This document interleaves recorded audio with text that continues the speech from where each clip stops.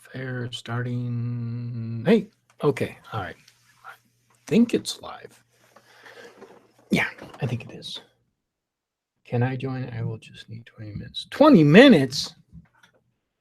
Show will be over in 20 minutes.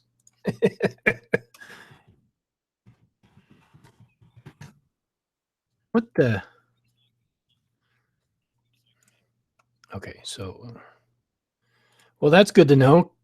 Ads are running on my channel, so that's good.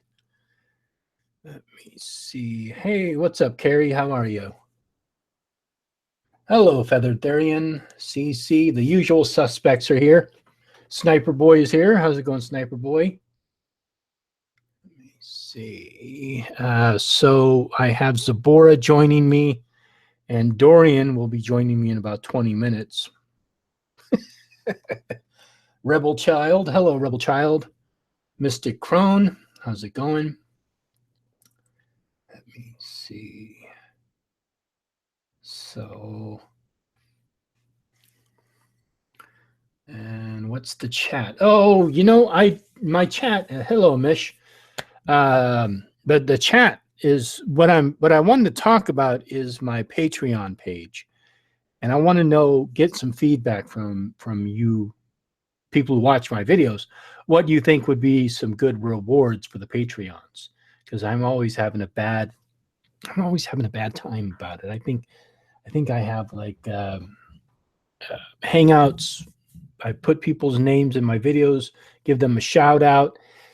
And then for people who like donate, you know, like $5 or more per video, I want to give them something more substantial than just that. So I'm trying to get some feedback from people about what they think would be a good reward for people, because I don't have like merchandise. I don't have like t-shirts or coffee mugs or anything like that. But I do make incense. So I was thinking maybe incense, you know, like a 2-ounce little bag of incense. Let me see. Hello, Daniel.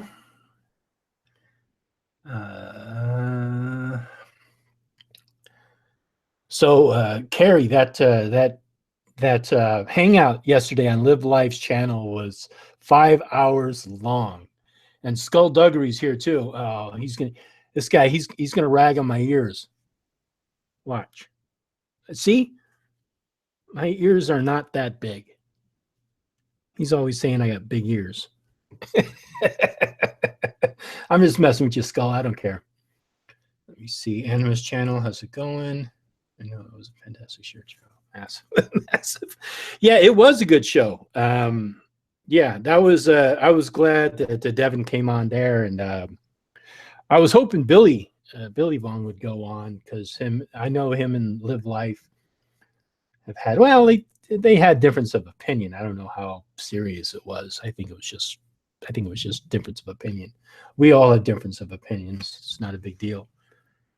It would be a boring world if we all thought the same. I would kill myself if everybody thought the same. Hey, how's it going, Kawaii Witch? You know what they say about guys with big ears, don't you? They hear really, really well. Let me see. I'm sweating a little. Hey, there she is. Hey, Zabora. Hey, sorry about.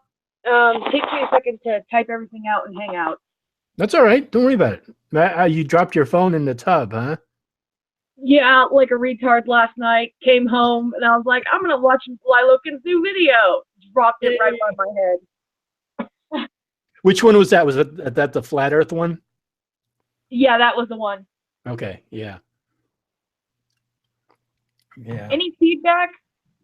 Any feedback? What? Oh, on your end? No feedback. Small feet. Small feet. I can get the headphones. Okay. Hey, Rays. So if anybody wants in, let me know in the chat, and I will invite you in. Hi from Lebanon. I might be the only Wicca over there. Oh, wow. That's interesting. Yeah. That's interesting how you practice Wicca and you're from Lebanon. Wow, that's interesting. I'd have to learn more about that. How's it going, Rays? Yeah, I mean, is Lebanon pretty much, I think, is it predominantly Muslim in Lebanon, or am I mistaken? Or is it Christian? I think it is Muslim. I think it is too, but yeah. Let's ask the Interesting to hear expert. from him. Yeah, because, you know, if you're a pagan and you're over in a Muslim country, they'll kill you. I mean, it's just, I mean, excuse me, I shouldn't say that. Not all Muslim countries, but some of the hardcore Muslim countries, they will chop your head off. They'll kill you for being raped. Yeah, well, yeah, but I mean, they will kill you for being an infidel, for not, you know, for being a pagan or a witch. Let me see. How's it going, Dragon Shadow? Christian and Muslim. Yeah, okay. So it's, so it is partly Christian and Muslim. Yeah. But I know Christians in that part of the world get pretty abused too. Yeah, the Christians get pretty beat up over there in the Muslim dominant countries. Mm-hmm. But look what we do to Muslims here. You know, we burn down the What mosques. do we do? What do we do? Tell me what we do. Oh, I mean, like on the news, you heard that guy in Canada who like burned down the mosque and stuff like that. There's a lot of fear mongering and stuff going on. Oh, you mean that one individual? Yeah, that one guy who like burned. Did he burn it down? Yeah, because I think the other guy shot up a black church. Yeah. What other horrible things have we done to Muslims? No, I'm just saying, like, that's it. It's just the fear mongering and stuff that goes on in this country. What fear mongering? Kill you over there. Yeah, I understand that, but what fear mongering? Well, like you see on Fox News that the terrorists are Muslims, and you see on CNN the terrorists are Muslim. That's not fear mongering. That's just facts. They showed a clip of the people that were on a train, and they were saying Allah Akbar, you know, like praise God. Mm-hmm. Right. It had nothing to do with a terrorist attack, but they slapped the word possible terrorism. Yeah, but you have to admit, Zabora, and I have like links that I can pull up if needed. The majority of the terrorist attacks that are happening around the world are by terrorist Muslim organizations. Is that or is that not true? I would say that here in America. Right, exactly, yes. If we focus in on this little section of the world over here, the United States, yeah, right. We're pretty lucky at this moment. We're pretty lucky. I'm talking about worldwide. Oh, yeah, definitely. I would say. Okay, thank you. Worldwide is a subject, but here in America, you are less likely to die from a Muslim attack than you are a dog bite. Well, I don't know. You mean after September 11th? Yeah. Right. Yeah. Okay. After September 11th. Yeah. But okay. So Zabora. So what is the end goal of that? What are we supposed to do? Ignore everything that's happening in the world? Yeah. That's the thing. It's like I got no answers, dude. I know. Yeah. So I think one of the answers is to, first of all, identify the problem. Mm-hmm. Second of all, take responsibility and address the problem. Right. I personally have no ideas on how to even address the problem. I mean, if you've got some, I'm sure the government would love to hear it, because I don't think. I think a lot of it is going to have to happen socially. It's going to happen individually, one person at a time. We are going to have to.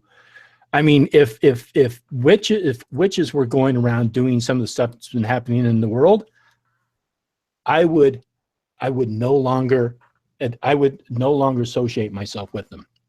So there's a lot of social things that we need to do. And one of them is that we need to recognize that the people who are doing this, the extremists, need to be called out. They need to be, there's stuff that we can do about it. We can't just rely upon the government to go and, police the world and control it. you know. So let me see. Hold on one second. You got me off on a tangent. You got my you got my heart pumping. So that's all right. Let me see. I'm trying to send somebody a link. So Anthony, hold on. I'm trying to get you in here. I do know that there is a candidate in France. I think she's one of the people who's running for prime minister or something. She was talking Is it? yeah, she's talking about. I'm sorry, what? I was going to say, is it Le Pen? I think it's her. Yeah, she's talking about banning all religious garb in public places. No, I think that's an excellent start. That's what she was talking about doing. Yeah, I think that's an excellent start. Yeah, I mean, it's unfortunate, but you know, I mean, these people are insane. They are killing people for only one reason, and that is because they believe them to. They don't even know the people who they rant, the stuff that they commit in the world. They don't even know if the people they are killing are actually infidels or they're Muslims themselves. You know, that's the scary part. They are just killing indiscriminately, and it's got to be stopped. And yeah, I got no ideas on that, on how to do that, because, you know, here in America, we've got like freedom of religion. I don't think telling people no religious garb would fly too well over here. I think no religion. I think if it covers your face, I think that's different.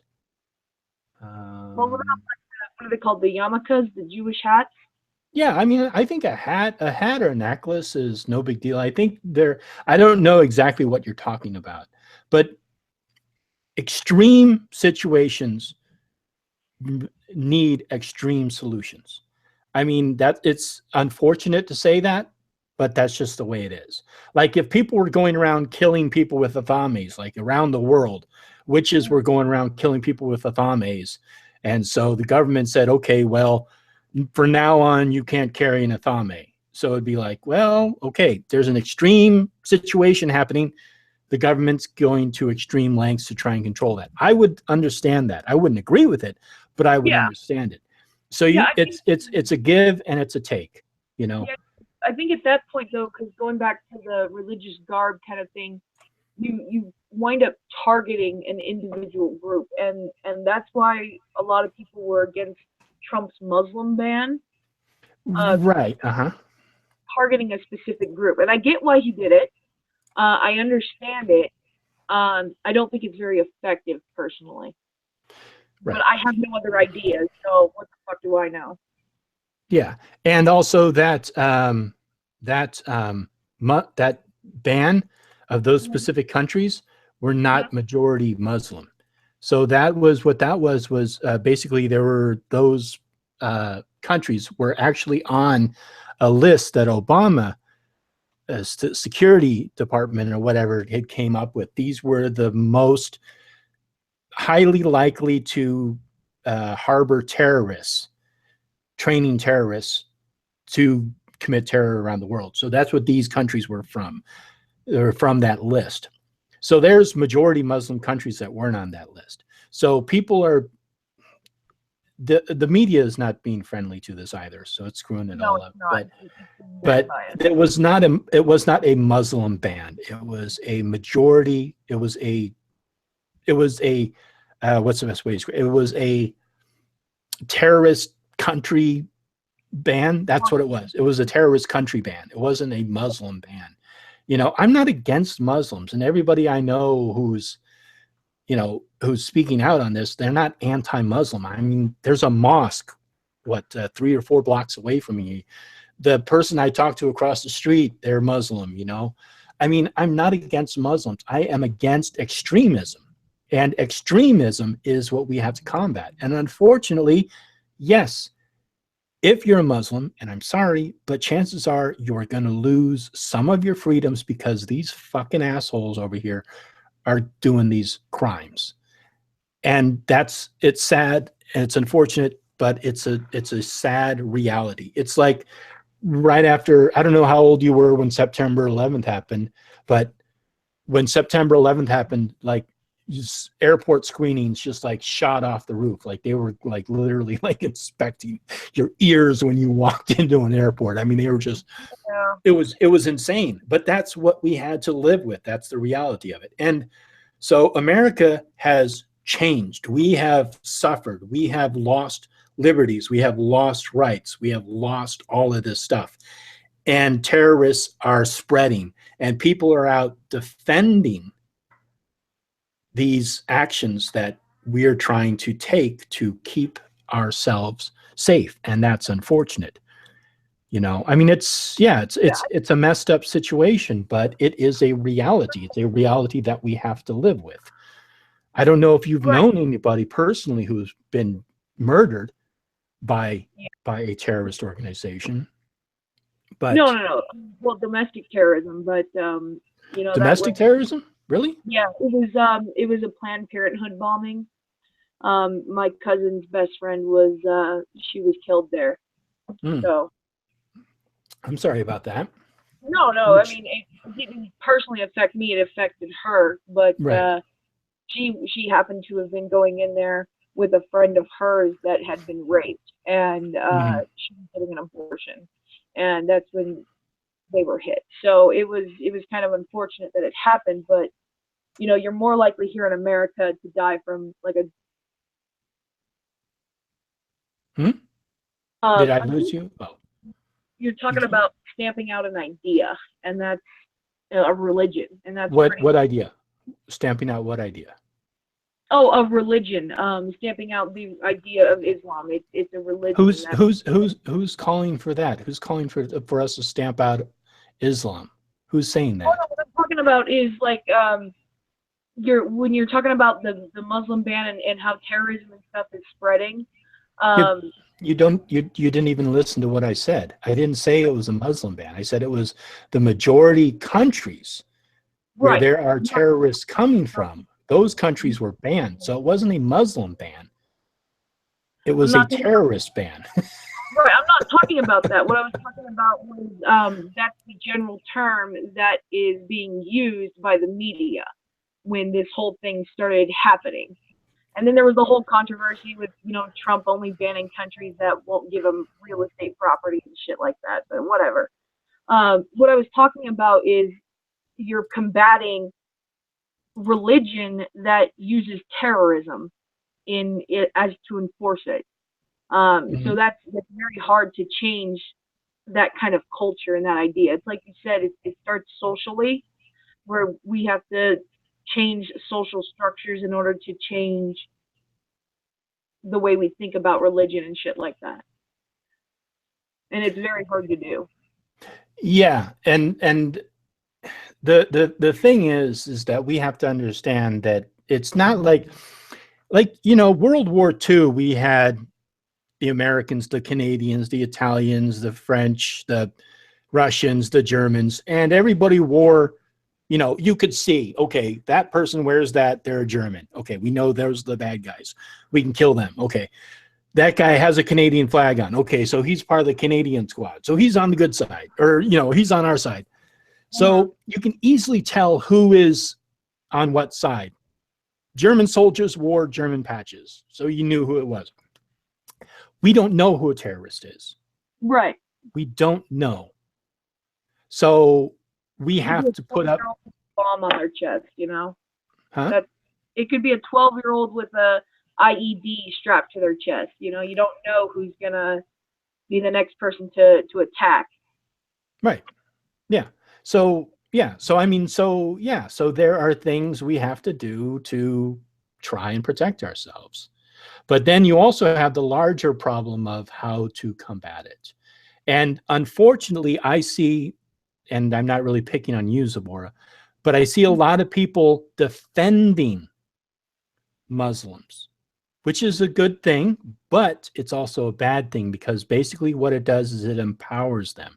Socially, it empowers the people who are committing the atrocities to commit more, because they feel justified, they feel self-righteous, they feel it is their duty, it is their right, it is Allah's will to continue to do these terrorist acts, because people are not openly condemning it. They're actually defending it, which is not what we want to do.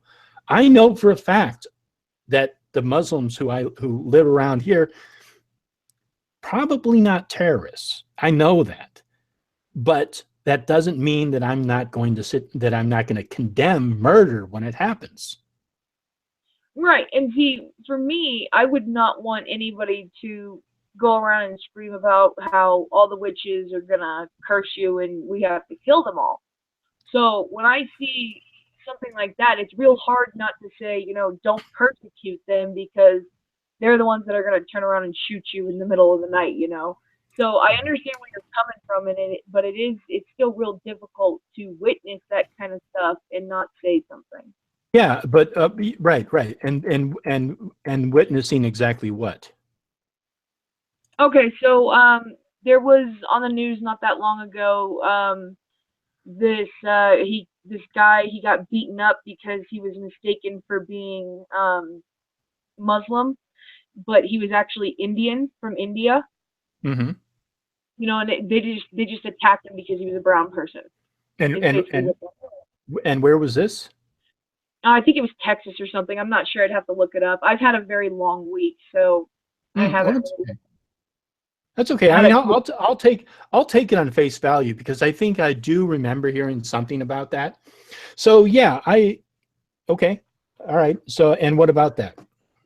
Oh, I was just saying, like, it's very hard for me not to say, hey, you know, don't attack them just because you think he's Muslim, because the people that are terrorists that happen to be Muslim, they will just be like, yeah, that's right. You know, they don't attack me, but I'm going to turn around and I'm going to attack you. So I get where you're coming from on that. It's still really hard when you see something like that to just be like, hey, yeah, they're right. You should speak out against Muslims and hijabs and things like that.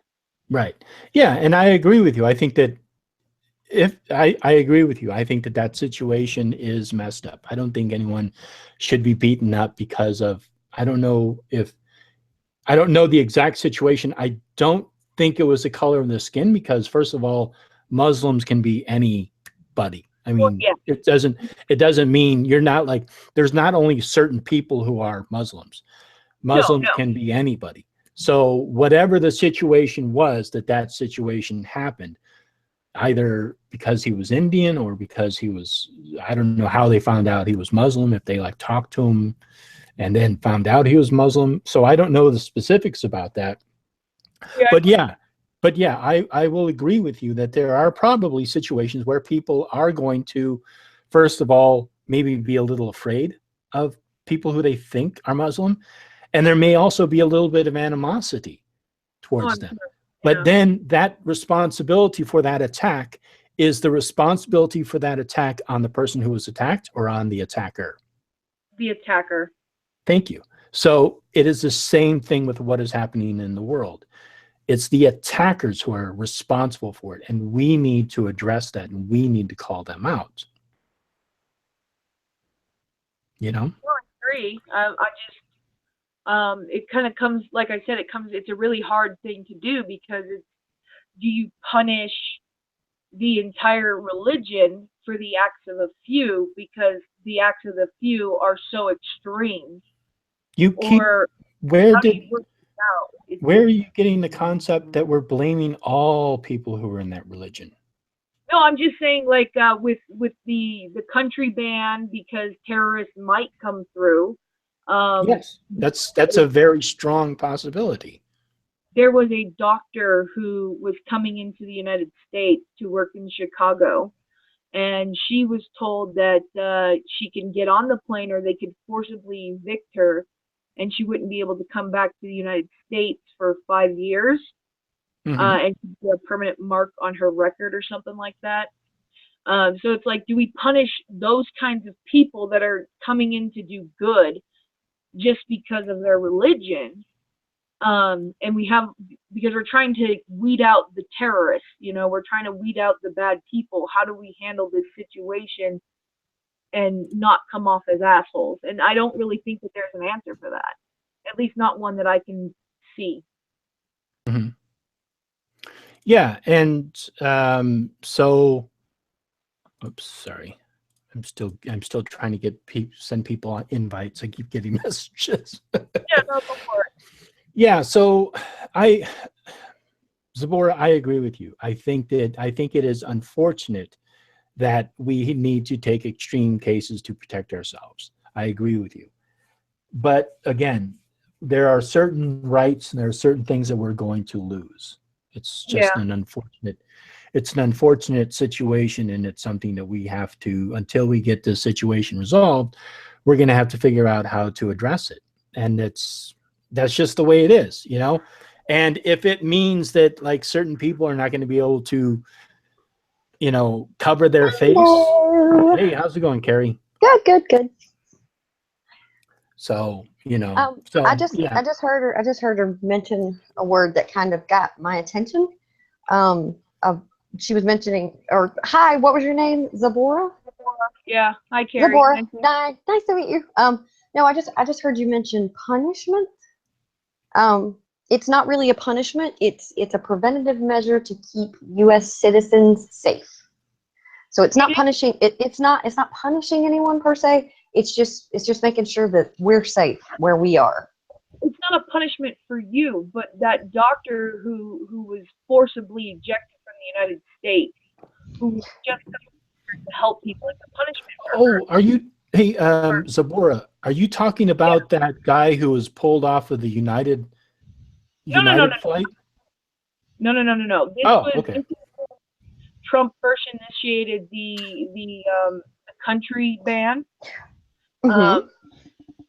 This woman, she got off the plane and they checked her passport. I know what you're talking about. Yes, I know what you're talking about. Okay, so when it comes to situations like that, that is completely within the rights of the country you are visiting to deny you entry. I mean, I've almost been denied entry before myself going into another country coming from the US. So it is a pain in the ass, but it's not a punishment. I mean, once rules and regulations are put into place, they must be followed. Now, once they did, I think she had to wait like 10 days, and then she was allowed to come into the country and continue being a doctor in the US. So it was inconvenient for sure, but it wasn't a punishment. I didn't know that she was allowed back in. She was allowed to come back in once she was cleared by US immigration. And she was allowed to come through. It was definitely inconvenient, no doubt about it, but it wasn't a punishment. Okay, well, I didn't know that she was allowed back in, because I remember that she was very upset. Well, yeah, I'm sure that's a lot of money to spend on a flight just to be sent back or told no, you can't come in. So I understand. I'd be angry too. Hey, but Rose, how's it going? The news didn't really report that she 10 days later was allowed to come into the U.S. because that's not the fun part of the story. All right. Well, So I didn't know that at all. no, it's okay. That's why I mentioned it, because I was kind of guessing that you were probably talking about one of those cases where somebody got hung up at the airport terminal and wasn't allowed to come through. But most of the people who were stopped were eventually allowed to come through, or if they were investigated further and seen to be as a threat or had a past criminal record, then they were sent back. That's just the rules in basic immigration. Yeah. So they just pay more attention to the people who are posing the most threat at the moment, and unfortunately, that is Muslim Islamists. Yeah, I mean they're Islamic extremists, really. Yeah, what they are. yeah. Mm-hmm. Once all this stuff calms down and they figure out how to identify these people a little bit better, then these type of like grand statutes that are put into place, they won't be necessary. But right now they are. So there's going to be some people who are inconvenienced, and then some who aren't. Right. I'm a little, I guess, ticked off about the notion that if it doesn't affect me, I don't care, because that kind of seems to be the attitude that I'm coming across quite a bit. And that's not just, I'm not just talking about this case here. I'm talking about like gay rights and women's rights. And it's really actually an attitude that seems to stretch back throughout. Sorry, I'm just laughing because Skullduggery wanted to be made a moderator. So I made him a moderator. I told him don't kick anybody. So he deleted some messages. And You bet. So I Anthony, took you his bad. moderator privileges away. Okay, so Zabora, you. So I you should have have also said don't delete any comments. People can do whatever they want in my chat room. Period. Unless they're being complete dickheads, then I'll kick them. Well, Anthony has his moments. Zabora, let me ask you a question, and it's regarding what you're mentioning. Do you support the Down Syndrome Association of America? What do they do? Okay, do you know what Down syndrome is? Yes, I do. Okay. Do you support that? Do you send out tweets, or do you send them money or donations or anything? And I'm not trying to set you up. I'm just asking you. Have you ever thought about that? Like that has. Are you asking? All I'm trying to say is we can't be concerned about every single little issue that goes on in society, or we would get lost in all the smaller things. So that's why we make groups that do support these type of minority issues. My daughter has Down syndrome. I'm very involved with the Down Syndrome Association, but I wouldn't come to you and say you're an asshole because you don't support the Down Syndrome Association, because that's not fair. Well, I mean, no, we have to prioritize what we are caring about and what we are we know it can be an issue, but we're not overly concerned with it because it doesn't directly affect us. That's just that's the way reality goes. I was All right. So that's like asking me, do I know this organization exists? If no, if I don't know it exists, I guess I'm an asshole for not knowing about it. Yeah. Well, most people do know it exists. They do know Down syndrome exists. Well, I know Down. And most people know that homosexuals exist too. Wait, homosexuals exist? I know. Are you sure? Yeah. I thought that was a myth. I thought that was a myth started. What's funny is there are people who actually still claim that homosexuality does not actually exist. Well, they can be cured. They can be cured of it. Oh no, there are people who are like, who still say, well, you're not actually homosexual. You just think you're homosexual because of some other disorder.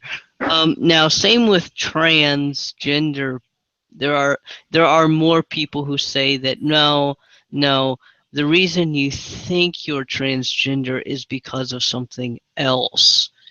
And unfortunately, I think there are some people who are transgenders, as in they think this is like the hot new topic, so they name themselves something controversial, or they'll say they're trans and get some good attention and some bad attention for it. But so go ahead, Zabora. Oh, I'm saying it's like the fad. They're latching on to a fad. Mm-hmm. That kind of thing. Right. It is now safe enough to be transgender such that you, in a neighborhood like mine, I'm not likely to get shot in the head. Great! It still stirs up controversy. So if somebody were to want attention, yes, there are people who say they're trans that actually aren't. I will acknowledge that. But I was just saying there are still people who say that being trans isn't actually a thing, and that being gay isn't actually a thing. Yeah, I would agree. I would totally agree with that. But those are usually, when it comes to like just the typical gay comment, that is becoming more and more rare in my experience. Yes. But when it comes to trans, that is definitely a subject right now that is something that should be talked about. Yes, it should. I think so. It should be talked about because it exists, obviously, and for people to say that it doesn't exist, that just minimizes it for the person that isn't playing a game. Right. You know Well, what I mean? I think one of the things that most people have a problem with are people who want certain pronouns addressed, and they're sort of like they're like pansexual or sort of in between. They're kind of, they're gender fluid, as they say. They're male and female, male and female. They're not really going towards the transsexual or transgender part of the spectrum. And I think that those are the people that people are like questioning, like, well, wait a second, you're not really a man or a woman. You want us to call you this or that. And so I think people have a hard time with that. Okay, so I've got a question. You just something you just said just like popped this into my head. So, I don't know if I just thought of this or if I've heard somebody say it, but transsexual and transgender, are those two different things? What? Go ahead.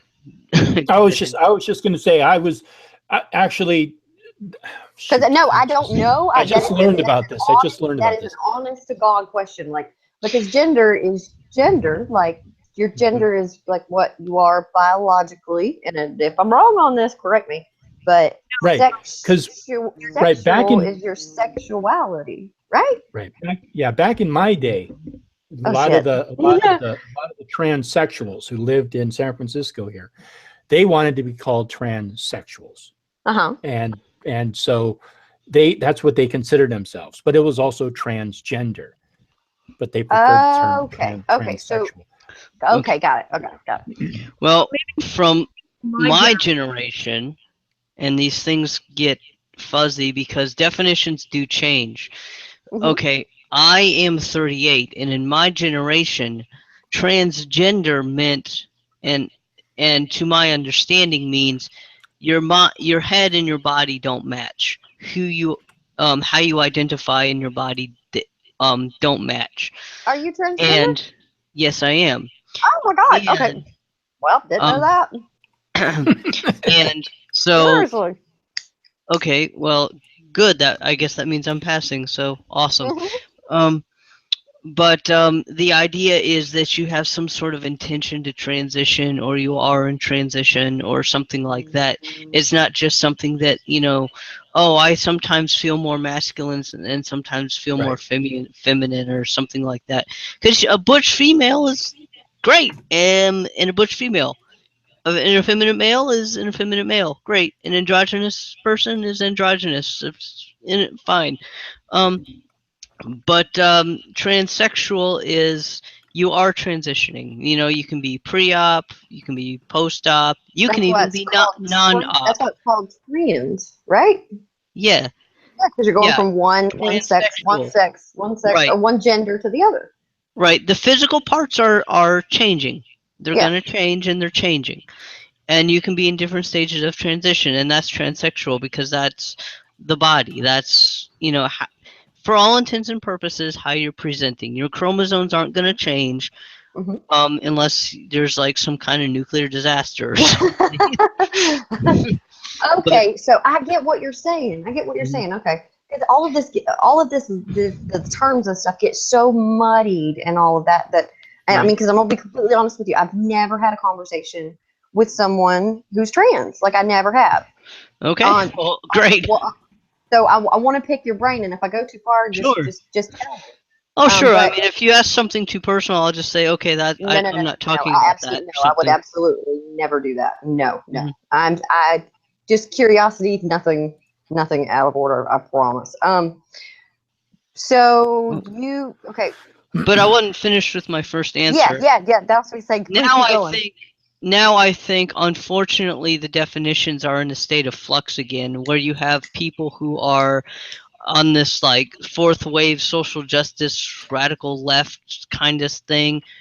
I think, again, they're trying to change the word in the sense of they're saying, oh, well, anyone who identifies as something not quite their body or something like that is on this trans spectrum.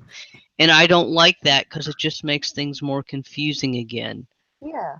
Does that make sense? Yeah, absolutely.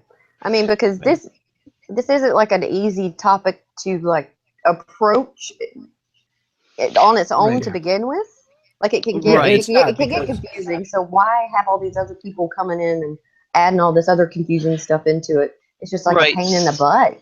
Right. So in the 90s, whereas you might have had maybe, let's say you have a heterosexual man who is effeminate or something back in the 90s and back in the O's or something, they might find a home in the gay community because maybe they don't conform. Maybe they love dressing in drag because they're effeminate, but they're not trans, they're not gay, they're not bi, whatever.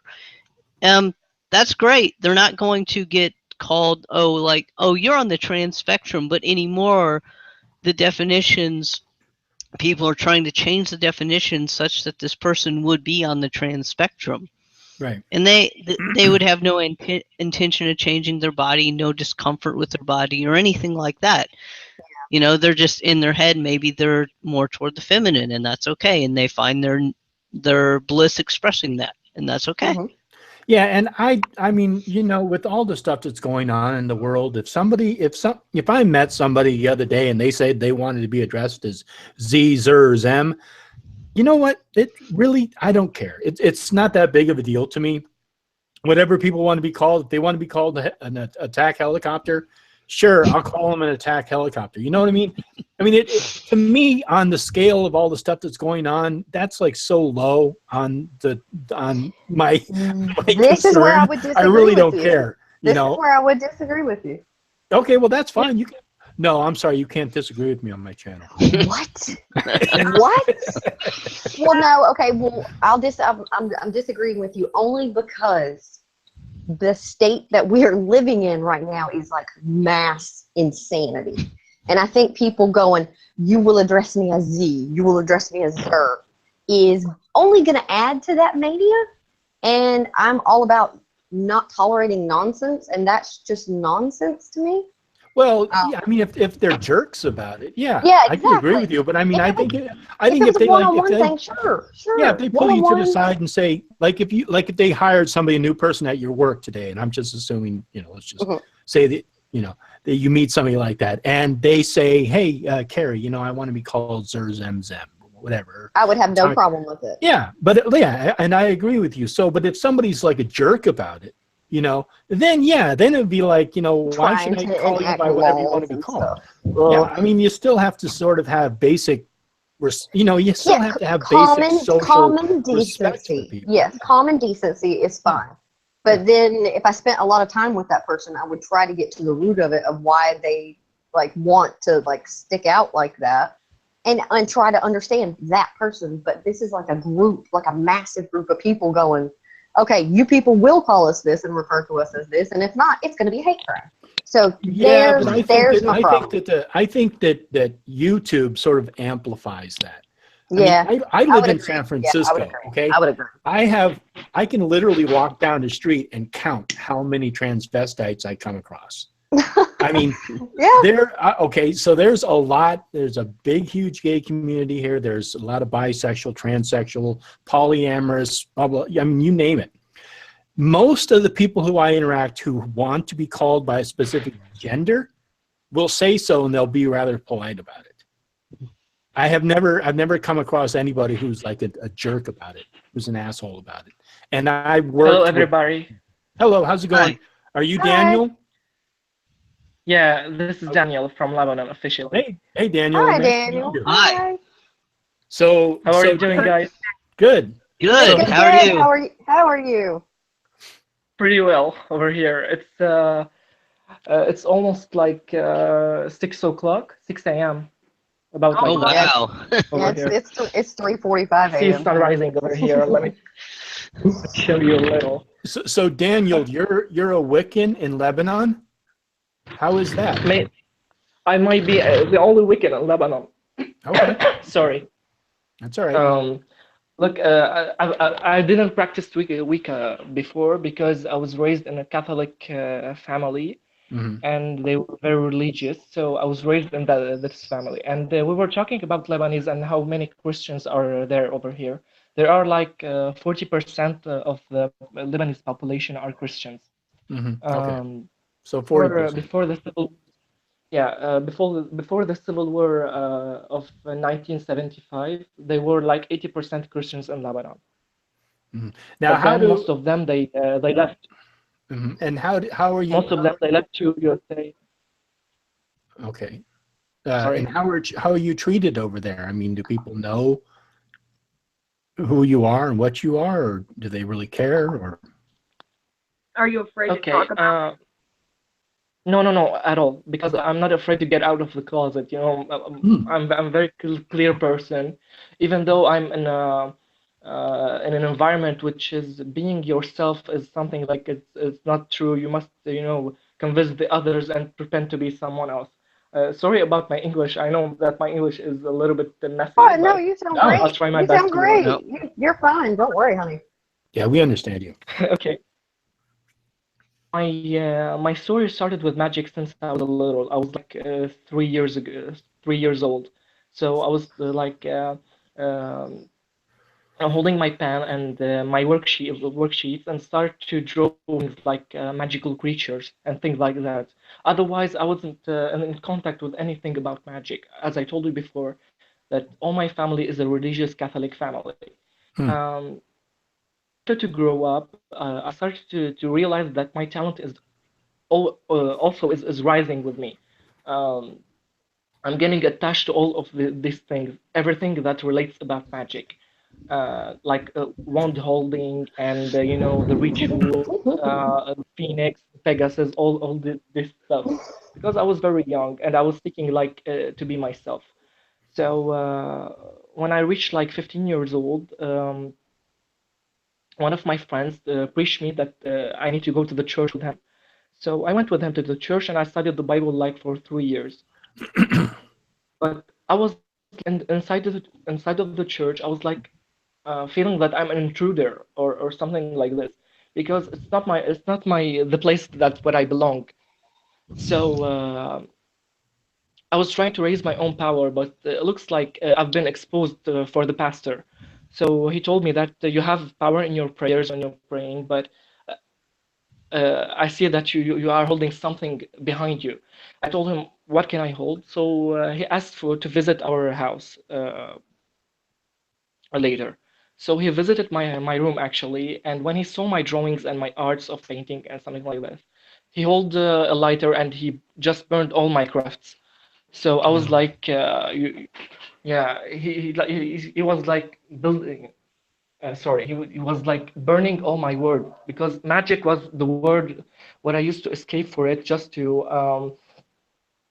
get away from the problems in our family and the problems in our house. So it was like building my own world in magic. Okay. So you After found then, you when I found left the church, an escape in it. That's good. Man. Well, I'm So very sorry your stuff was burned. First, let me just Yeah, that's awful. express my that, deepest sympathies for that. yeah. Sorry about that. it's Yeah, I okay. mean, it's, That was before like 3 years ago. But then I left the church because I just want to go walk through my own path. My own path is magic.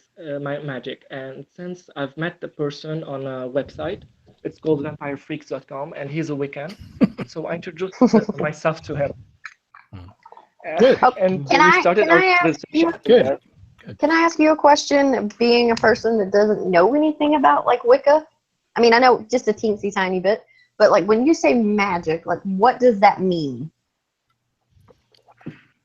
Yeah, for you. Yeah. For me, We're all going to have a different yeah, for answer. me, it's like, of course, everyone has different answer. For my Yeah. opinion, magic is it is creating your thoughts in in a visual form. Mhm. So that was for me. That's why I used to draw things on my papers. Okay. I really want to show you some stuff. A question for you, too, sweetheart. Oh, I have a billion questions, Oh, so we'll no. have to take turns. I want to know, Okay, you come to Wicca. Laylokin, I've been watching your videos since 3 days ago, so I'm newly to your So videos. far. But it Okay. looks, I've been seeing you before, because one of my drawings that I used to draw it looks like you a little bit. Really? Ooh. Like his Uh-oh, big icon old or like ears, his huh? actual face? I don't know if you can. Present him, heathen. If it's a fat guy with I don't know if big you can see it ears, clearly. Yeah, we can see it. that's me. It's bold, so sure it's you. Wait. I'm sorry. Hold on one Yeah, second. present him. I have to focus on you. So those are the zodiac signs and Wait, the essence are you and the serious? stage Did of you draw affair. me? Is that supposed to be me? I mean, I mean, Maybe it looks good. Maybe that might be a vision before. I don't know because Oh, okay. I've been watching your videos since 2 days. So Okay, this I just wanted to know if you were a this stalker and I should kick you or. No, he said he drew that before Okay. he came across your channel. Okay, good. So he All right. he apparently had visions of you before he found you. I bet that's what led him to you. I can't hear you clearly, guys. Maybe it's because of the connection over here. Oh, okay. Daniel, can you hear me? A little. Okay. Did you come to Wicca through the internet? Like, did you discover it by talking to other people online? Oh, actually, I've been looking for something related about magic. I've been looking like for myself, not for anything else, just to find myself.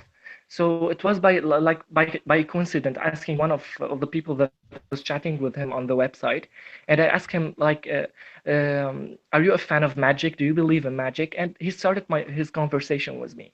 So and then he introduced me like he introduced for me everything like about Wicca, him and like taking notes on my paper just to get a know on everything. Then my journey starts like this. I started to search on the internet everything relates about Wicca. What are Wiccas? How to cast the spells? How to cast a circle? Recently, I've bought an empty notebook and I started to notice every essential thing to cast a full circle and a complete ritual. So that one makes me go to the video of Layloken and like watching in details how to do it. So as a beginner in Wicca, I've made like some basic things. So I've built my own altar. I've made also my own wand. I will show it for you. This is my own wand. Nice. It's made by it's made by my stick brush because it holds my energy, my art's energy. So that's why I made it. I converted it from a stick brush to a wand. Nice. And so here's my altar. Hey Daniel, it's wonderful. I'd like to talk more about this with you maybe at another time. But I know that there's two people in the chat who don't practice magic. They're not Wiccans, and so I was hoping maybe what we could do is kind of focus a little bit away from that, because I just don't want to dominate the whole conversation with it. But I would love to talk to you about it at another point in time, maybe at another hangout. Is that right? I don't have any problem. Anything. Okay. Good. Okay. It was nice chatting with you guys. Yeah. Oh, you don't have to leave or anything. I just wanted to shift the conversation, if that's all right. Nope. I didn't hear. I just said I just wanted to shift the conversation. You want me to turn it off? No, you can stay. No. You can stay. You don't have to go anywhere. Just saying time for a topic change. That's it. Yeah, I just want because I'd much rather like talk to you and get a little more in depth about this, but maybe at another time. Like I just don't think that this particular hangout is really a good time for it. That's what I mean. Well, is it okay if I ask one question? Yeah, that's okay. Yeah, sure. But, I'm very curious. What is the traditional form of Lebanese paganism? That would be. Well, they were conquered by Egypt about 4,000 years ago. Would it be Babylonian? Well, or maybe Persian? I think is like Iraq and Iran, that area. But the Lebanon, the cedar trees and stuff like that, they were definitely linked with Egypt, and there's big accounts of that. So I'm not sure if Egyptian religion would have tied in with that, but I know that Kemet definitely conquered the land 4,000 years ago.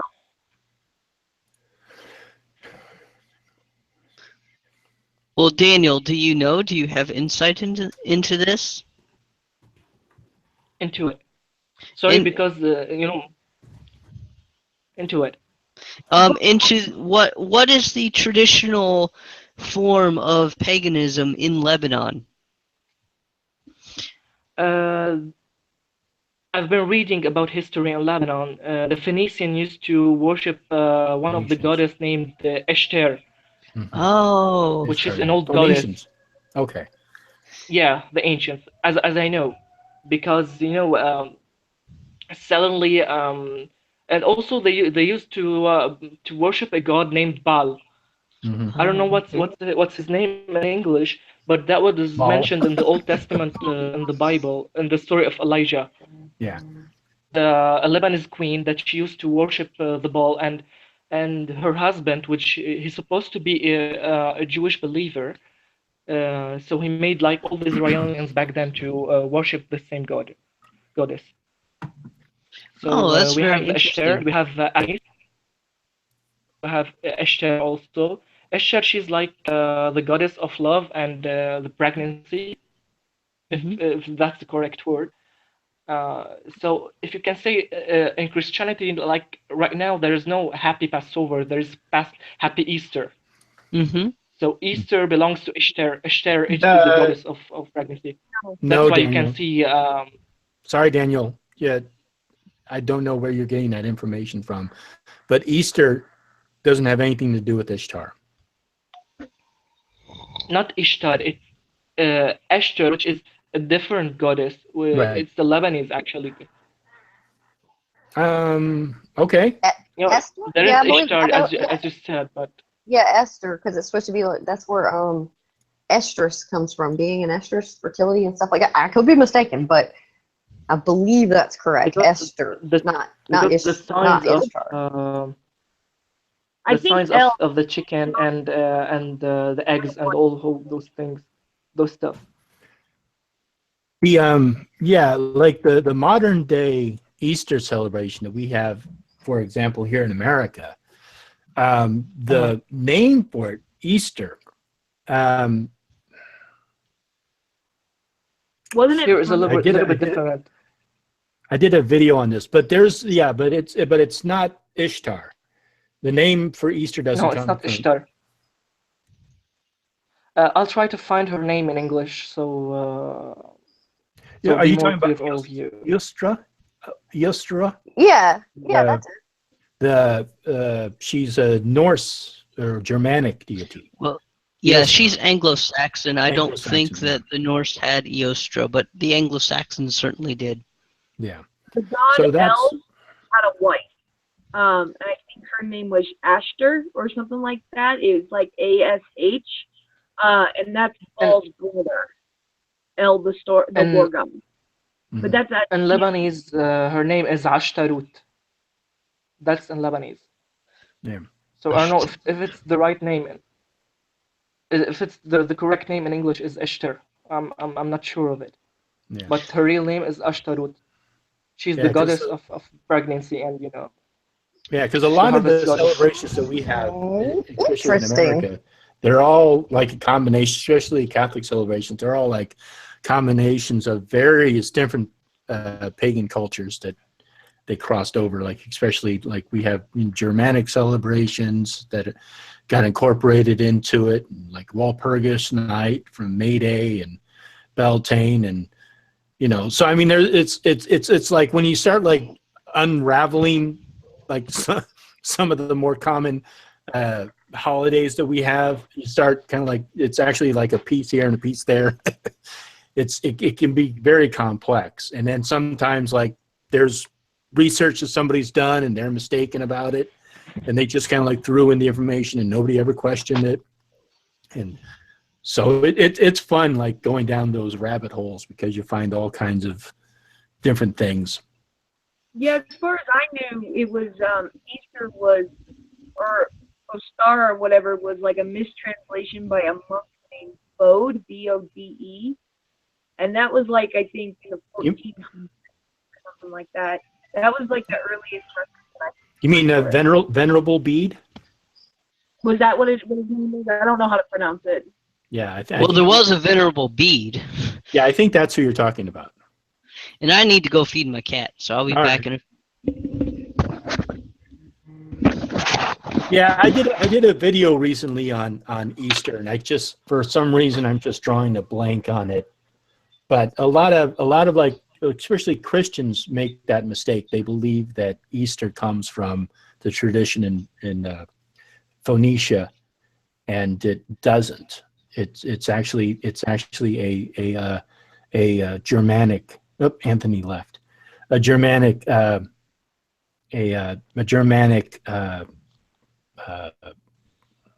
not Germanic celebration, Germanic festival that got incorporated into this.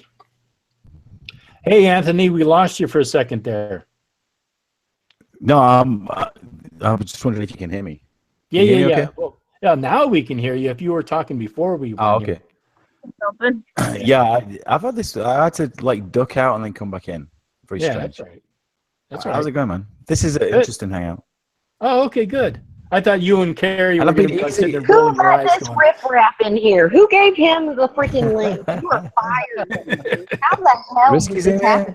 Oh my God, and Risky's here. Oh my God, I'm surrounded. what up? Hey, So, guys. Albert, I didn't realize this Risky guy. I only got to know him on Saturday. So first time I've ever talking to you, man. Hello, nice to Matt. Well, Hellbound, obviously. Thank you for inviting me. Sure, Yeah. no problem. Very cool. Thank you both. And welcome, Risky. I don't think I think I saw you on another hangout recently. I can't remember which one it was. With me? Oh, that's right. That's who it was. It was with you. Yeah, Yeah, that was on my channel. Like, yeah, because you were talking about philosophy. yes. Mhm. And I got into an argument with this guy in the chat room about free will. Oh God, you were losing your mind. I was watching that chat going. I was like, oh Jesus, he's At completely one freaking point, I out. was like, okay, this guy's fucking with me, because he just came up with the most asinine argument. It was I like, know. I was. Look, it was like, I've what are seen you- chairs thrown over No, this. okay. I watched it, and that's John, and he was saying pretty much what you were saying. He was just communicating it poorly, and you two were just going past each other because I think the chat was moving so fast. But towards the end, he just started trolling it. So. Oh, okay. Albert, Yeah, because before I'm sorry, can I just interrupt? I do have a No. question for you. No, you may because you know the guys that are in this chat. Who is Yes. that CC person? who's She what? seemed that CC, whatever it is. Oh, CC? CEC. Yeah, is it a she or a he? She It's seems a to know. she. I think it's a she. Well, she seems to think she knows me, and I've somehow. She said she knows me too. Yeah, She I have knows no us. idea who that. So I'm asking you, Hellbound, who is that person? I mean, I'm not asking you if you know them, but Yeah, has a wrench. she's been in my chat for a long time. She was in the chat when you came on a long time ago. She was in the chat. did I upset her or something? Huh? I said, did I upset her or something? I don't know. You know. But she I seems to don't like really remember what You happened. can't I'm like, please I have everyone, no Anthony. You know fucking that. clue who you She's are. probably not. She's probably just. She's very. Well, she wants to come on. She's very vocal. So I mean, I don't think Well, that that's she's like. She's not. She's whatever it is that happened between the two of you. She's not gonna like. I don't even remember it. She's not gonna be losing sleep over it. It's not a big deal. Fair enough. All right. What's the beef? We want to know what the beef is. Come on, what's your problem, chick? What's your problem? What happened? Huh? She's What? gonna do tarot cards or something like that. Uh-huh. And he's like, yeah, no, I'm not gonna do it now. I remember that. Yeah, it was when Anthony was on a hangout with me a long time ago. Actually, it was a hangout that I set up specifically for you and I to get together and talk. Yes. Yeah, I remember that. It was fun. Yeah. And so she was in the chat at that time. Mm-hmm. And she was in the hangout. Right. Oh, okay. Yeah. So what happened, man? Because I've been in so many hangouts since then. She seems to think I that I've don't- only I ever been in one. So Anyways, I don't know what happened between the two of you. So. And to be quite honest, Anthony, I really don't care. I get it, man. I get it. That's all right. If I got involved in all the little skirmishes that happen on YouTube. This is the thing. If anybody knows anything about Hellbound, like he does the rounds, he's on Hangouts and stuff like that. Like he'll be in the chat, but he is the nicest fucking guy. Like he never gets involved in any hangout, in any like drama or fallouts or anything like that. He's just an even-handed kind of guy, which is why I always liked him. Always liked the guy. Yeah, thanks. If you don't like Hellbound, then you're fucking wrong. Absolutely, I'm on that team too. Yep. Yeah, I don't think I've ever seen you get mad. Maybe you should.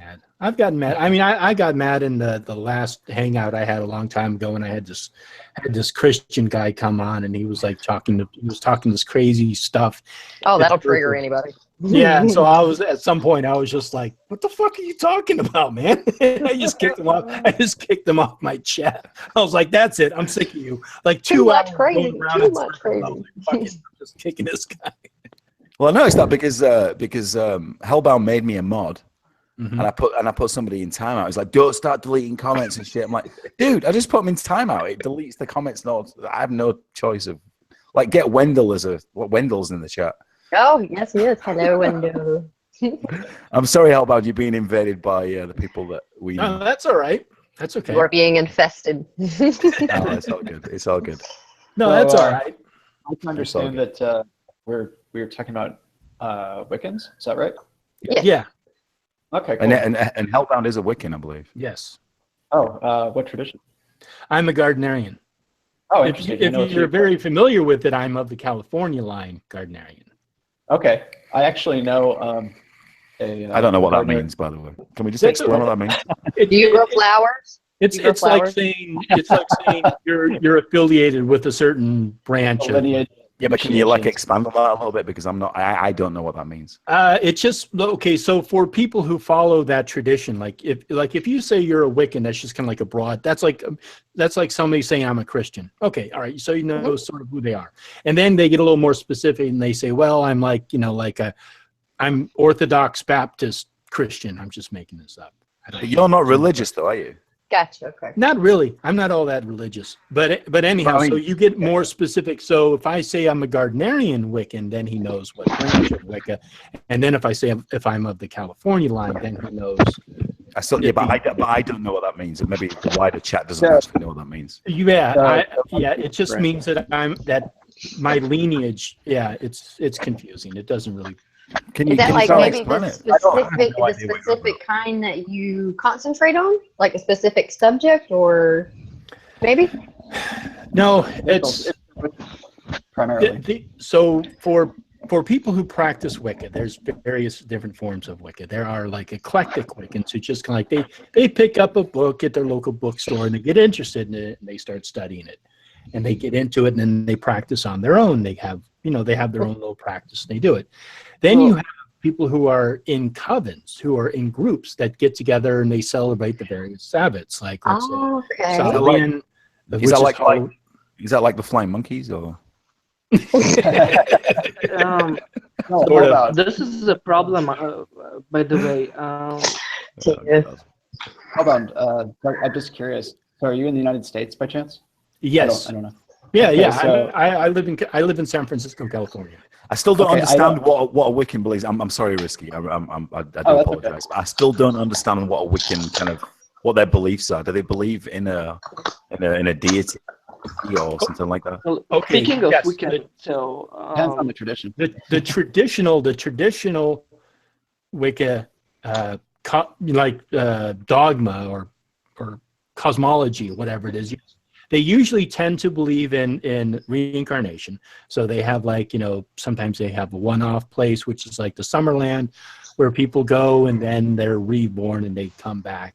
They believe in reincarnation. What do you believe in? Hold on one second. I'll just kind of give you a brief overview, then I'll get in specifically what I believe in. That's all right. And then they typically have a god and a goddess figure, and then certain traditions of Wicca, like Gardnerian Wiccans, have specific deities that they worship or they follow, and those people, those two deities, you know, usually are represented by the cycle of the summer and winter, you know, various cycles of nature. So for myself, I practice Wicca, but I don't believe in the actual, I don't believe in deities outside of myself. I don't believe that they take on any kind of like an external persona. Force or anything. Okay. Yeah, So when you say you practice Wiccan, what does that involve? That means that I celebrate the various times of the season, like Samhain, Imbolc, Beltane, Lughnasadh. So I celebrate those with I used to be in a coven group, and I would, with those people, we would get together and we would celebrate those seasons. Involving what though? I mean, what would that look like? Well, it really depends. Like, let's say, for example, Beltane, traditionally they have like a maypole and they dance around the maypole. Of course, like in England, right? Yeah, right. Yeah. And then, like, let's say Samhain, it's like it's a day of remembering your ancestors. So you might have like a picture of your deceased grandfather on your altar, maybe your other family members who passed away, and it's a time of remembering, and you share a meal with them, and it's just kind of like a way of remembering your ancestors. So each celebration will be celebrated slightly different, and also depending upon if you practice on your own, eclectically, or in a coven group. Okay, thank you. Yeah, no problem. Hey, hold on. Is there a way I can put a picture up in here? I don't really know how it works for sure. Yeah. So what I'll do is not for my profile, but to like so people can see it. Yeah. So what I'll do is I'll focus in on you, and then you go over to screen share, which is on the left-hand side. I'll be right back. Over here, the second one down, it's like a green screen with a white arrow. I see that, yeah. Okay. Just a second. I gotta find one. I'll show you. Oh, so the reason I asked you if you were in the United States is because, well, I don't want to out them, but I actually know I used to be involved romantically with a Gardnerian high priestess for the entire state of one of the states. So I'm familiar. I was actually into Thelema and stuff myself. Guys, I need to hang out for a while because it's almost the morning of sunrise. Okay. Well, hey Daniel, it was nice talking with you, and I hope maybe another time we can talk. I'm probably going to have a more like a magical Wicca focused hangout on Wednesdays. I'm probably going to be starting up. So. Can you guys share me? Well, about that, I really need someone on my side to help me with that because I might be the only Wicca over here in Lebanon. So there's a lot of questions and. Okay. Yeah, definitely. And hit me up on Twitter, Daniel. We can chat more. I just want to ask, am I any chance, just in case nobody can? Hey, Nella, how you doing? Yes, we can hear you. How are you? Hi. From school. Hi. All right. Bye, Daniel. See you, Daniel. Take care. Bye. Okay. So, bye, Daniel. So if I I was going to show this one picture, but there's some things on the altar that I shouldn't. You know what I'm talking about. Rick, did you say that you should date a Gardnerian high priestess in charge of a state? She was, yeah, for the state, one of the states of the United States. Huh? I don't think that that's a real thing then. Hello, can you hear me now? Yes, Ray, yes, we can hear you. We can hear you. Well, I've met her. Hello? Like I know her and her initiators all the way through the entire British tradition. I've met them all. Yeah. Right. But Risk, is it Risky? It's just a play of my name. It's Ricky.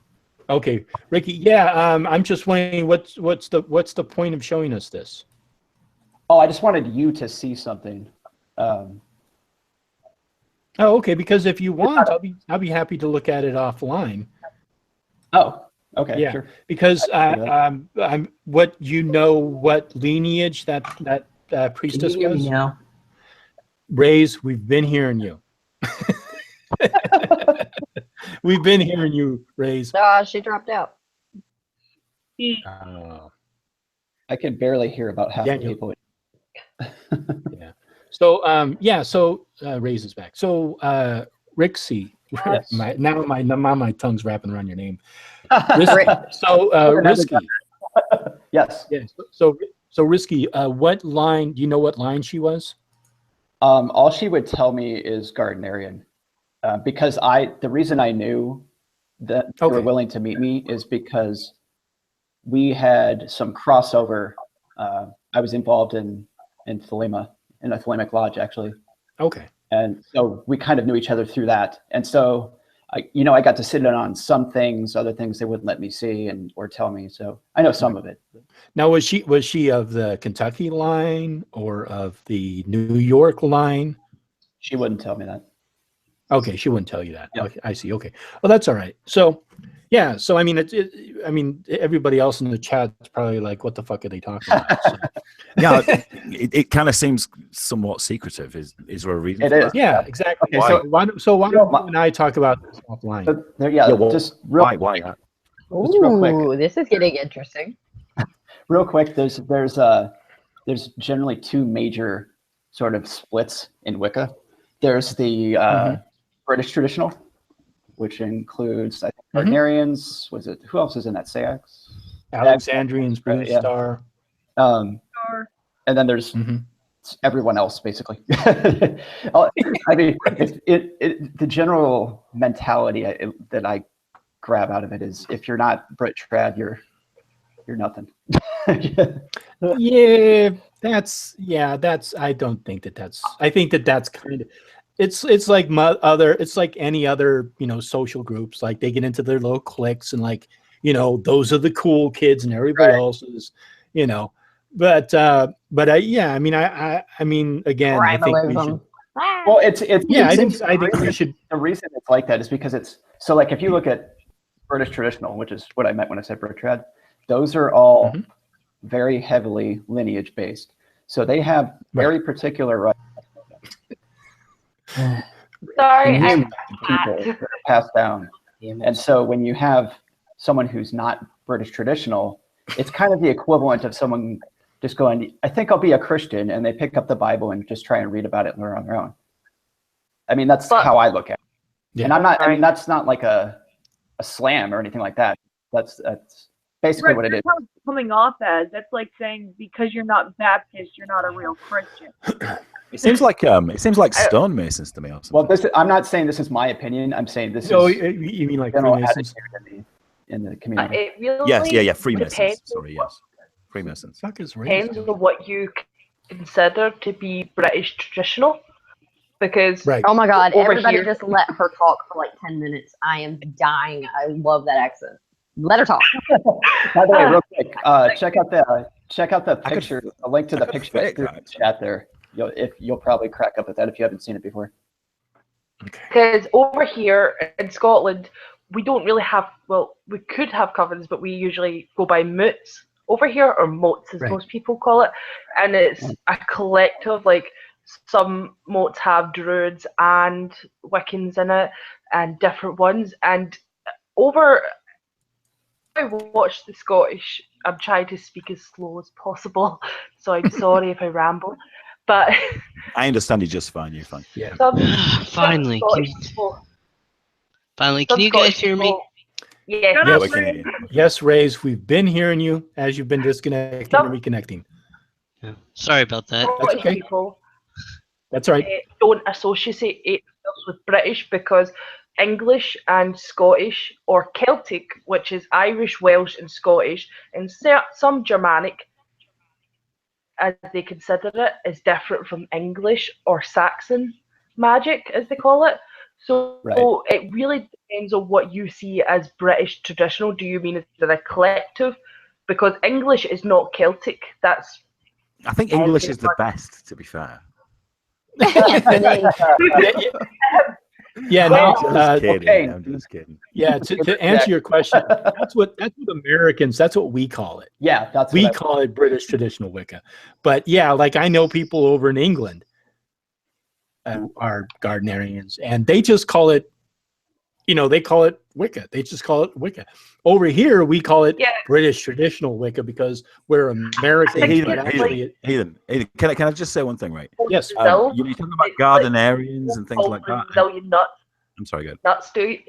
You don't call. I think it's when Brazilians don't call their nuts Brazilian nuts. They just call them nuts. So it's kind of like the similar thing over here. Over here, we just call it Wicca, but over to use like over here, what you define as Wicca, American Wicca. Mm-hmm. So it's kind of like one of that situation. Right. Yeah. And there's also Glasgow. Yeah. There's also differences. Glasgow. Yeah, Glasgow. Glasgow. Are you from Glasgow? All right. Yeah, sorry, go ahead. So what were you saying before, Anthony? Like, I was saying that you're talking about Gardnerians and things like that. I have no clue what you're talking about at all. That's okay. Yeah. So So it sounds like yeah. And I clicked the link that Risky put in Rixie put in the side chat there, and I looked in. It's just just a big list of people that you like all the. Yeah. So it's like I don't quite get it. I don't understand why you would be into that really. And I don't mean that as like as a slight. I just can't quite understand. I don't mind talking about it, but there's actually two questions in there. The first question is, so Gardnerians is just sort of like a branch of. Again, for example, there's Christianity, and then there's like Lutherans, Catholics, Protestants. Okay. All right, I'm with you there. So it's there's Wicca, and then there's let's say there's witchcraft, and then there's Wicca, and then there's Gardnerian. So Wicca. okay. So it's like. So it's like think of a tree. Disregarding. Okay, so disregarding the hierarchy of it. It's not really a hierarchy as much as it is. I would just say it's like a tree, and that's just the branch of it. Then you have other branches. I get that because I kind of trolled you a little bit in a chat last night. I says all the kind of worship trees and the wind and all. Oh, that's okay. Kind of thing. I get that all the time. But you immediately said no. But you said no, that's not it, right? So what is a Wiccan? No. Generally speaking, for the layman, what is a Wiccan? Well, I think what you ask is you're going to ask one person what Wicca means. You can ask another person the question, and you can get two different answers. Well, try and keep it as simple as you can for everybody who's listening. Like, what is a Wiccan? Because I don't understand. I think it's like not generally religious, but it kind of is. But it's like worshiping the earth that you live on and all that kind of thing. It's that not worshiping generally, but like respecting it and things like that. Is that? I think the best way to understand it is it's a personal reflection upon life, the universe, and everything. That's the best. That's the most simplistic and generalized way I can describe it to anyone. Now, from that point, you can get more specific. Like, I find it a way to connect with the cycle of life and death and nature and everything else. But I don't like worship nature. I don't like worship a tree. That's not what I do. But I understand my relationship in the world. I am not a part from nature. I am a part of nature. I'm dependent upon the sea. I'm dependent upon the oxygen. I'm dependent upon the cycle. If the moon suddenly disappeared and our whole seasons got all fucked up, we would all die. If the sun suddenly just went supernova, we would all die. If the seas got filled with chemicals and died, we would all die. It's So it's an understanding that we are connected with the earth. So my point would be, I mean, obviously, as an anti-theist, I don't believe in any spiritual kind of thing whatsoever. Mm-hmm. Why would you need that? Why would I need it? Well, I mean, because I understand that if the moon disappeared, we would be kind of fucked because the tides would change and all that. And if the sun went supernova, I understand that would cause us all to die. But I don't need an intermediary in the middle to. I mean, is there a middle person there? Is there a middleman that you kind of, not necessarily a god, but is there a? I don't know. You seem to be like conflating the fact that we are part of nature and we all know this, right? But then it seems like you're interjecting something else in the middle there. I could be wrong. That's okay. That's all right. I just think when you look at Wicca or you hear about Wicca, and then if you're an anti-theist skeptic, who doesn't believe in any of that stuff. I can completely understand it. But I'm open. Yeah, and this is what I'm saying. I am disregarding it, obviously, because of my, just the way that my brain thinks. But I'm just thinking, why would you? And it's completely true. You are a part of nature, but it seems like there's a but there. But I am part of something bigger. If you know what I'm saying. And the best thing that I can say, Anthony, it's going to come down to this, because I've had this discussion with skeptics and atheists and anti-theists before. I have nothing to be skeptical about what you're saying, is what I'm saying. I have nothing to be skeptical about. You just everything true. Yeah, I mean, I have my beliefs, and I have my way of looking at the universe, life, and everything, and that's just how I look at it. I just try to find understanding in everything, and I'm open. I'm always like, what I believed about everything, like, let's say 20 years ago, is completely different from what I believe now. Of course, I'm willing to look at different evidence. But when I look up at the stars and I like watch these programs like on the universe, and I mean, it's all pretty fucking amazing to me. And it calls to you. That's all right. Yeah, and so I'm always constantly left with questions, and I just don't have an answer. But I'm still looking for whatever it is. But you're not placing, because you don't understand this certain thing, like why we are here and all that kind of thing. Are you replacing that I don't know with, okay, well, I'll just say that it's a god, or it's some kind of higher power? I mean, is that what you're saying? Well, again, I'm talking by my own personal. Yes, of course. Things. Everybody here probably has a different opinion on that. No, I'm talking about you, man. Yeah, and like I said earlier, I don't believe in a deity or deities outside of myself. I don't believe in that. I don't have any. So you consider yourself as a deity then? No. I consider.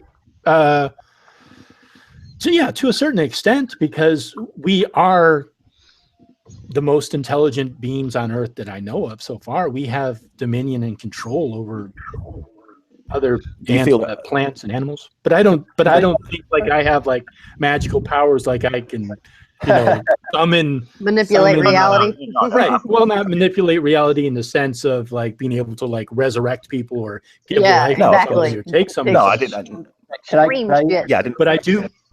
Yeah, but I do believe that by getting into a certain state of mind and certain rituals, that I can manipulate and change future events. Yes, I do believe that. And what evidence do I have for it? Well, I have pretty arbitrary, subjective, but isn't explainable phenomenon that has happened to me. So isn't that just like putting your mind to something and making sure it happens? Yes, I'm sure it probably is. And yeah. I mean, I'm not trying to dismiss what you're saying, man. I'm not trying to like downplay it or whatever. But I'm a skeptic. And I am skeptical of everything in life. But you're saying that if you really put your mind to it, you can change the way that you live, and obviously that's true, because that's basically what you're saying, right? But isn't that just isn't that just you deciding that you want to do something? I think you and we had this discussion before, but it's okay. Yeah, there's different levels that I believe that magic can be used in. One of them is in the very personal psychological level. What do you meaning call it magic, that you can actually. Why do you call it magic? See, that's the bit the best way I don't understand why. I mean, because it's not magic. It's just you. It's just you deciding what you want to do with your life. I see it. Yeah, but you're talking about like just what you decide to do. You're talking about like your decision making. I'm talking about like. Can you give me an example?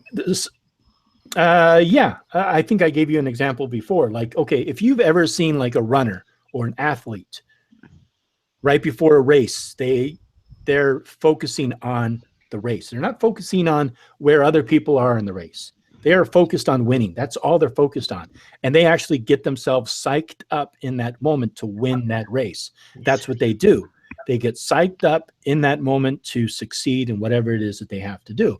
And that's essentially what a good magician will do. They will get themselves psyched up, psychological to achieve preparedness. Yeah. Right, Yeah. exactly. That's So not it's a magic. way of I mean, right, I'm just, this is Can I- one level of magic. Yeah, go ahead, Whiskey. all right, good. Okay, maybe so this- whenever sorry. you say magic, hang on, whenever you say magic, are you referring to like pull a bunny out of a hat magic, or is there a different?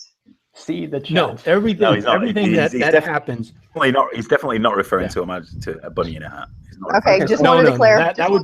That would be like prestidigitation. That would be like stage magic. Okay, Yeah. okay. So Just for the so when- the listeners that aren't a part of the conversation. so maybe Anthony. Yeah, maybe so this there's will help magic with a focus, s- right? Yeah, there's a magic with a C, which is like Go stage magic, and there's No, magic don't with say a that. K, You just triggered which is me, magic Laura. magic. Yeah, I got it in the chat Yeah. there. But- So maybe this will help clarify things for Anthony or whoever. Okay. Good. So I can't speak specifically to Wicca, but I can talk about the occult in Mhm. general. So people interpret in different ways. So I myself, although I am an atheist and anti-theist, I'm a Thelemite. And most people in here probably don't know what the hell that means. I'm sure our gracious host does. Nope, not a fucking clue. Yeah, they won't know. Yeah. Nope. I'm But maybe what you could do is kind of describe it a little bit for people so they do understand it. Yeah. okay. Real quick though, so like what I was going to say to Anthony is, so even within Thelema, which is what a Thelemite follows, there's sort of two general interpretations.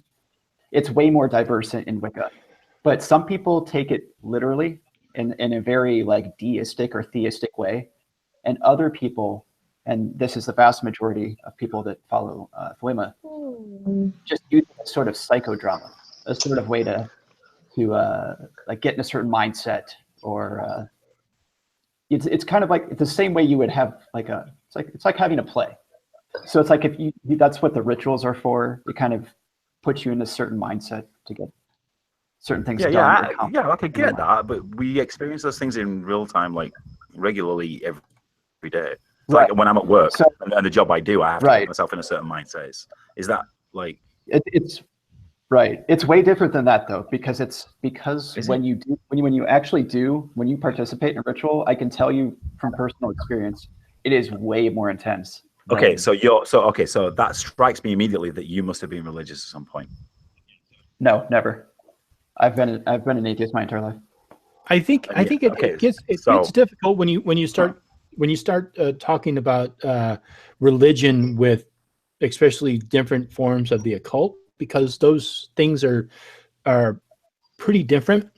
I think most people in the occult, it's a personal experience, and I think that anyone who studies that they're looking for a personal experience into something. They're not looking to follow somebody. Okay, so I'm basically looking at it's the 11 principles of We're not like Thelemites. I think is that what it's called, Ricky? Thelemites.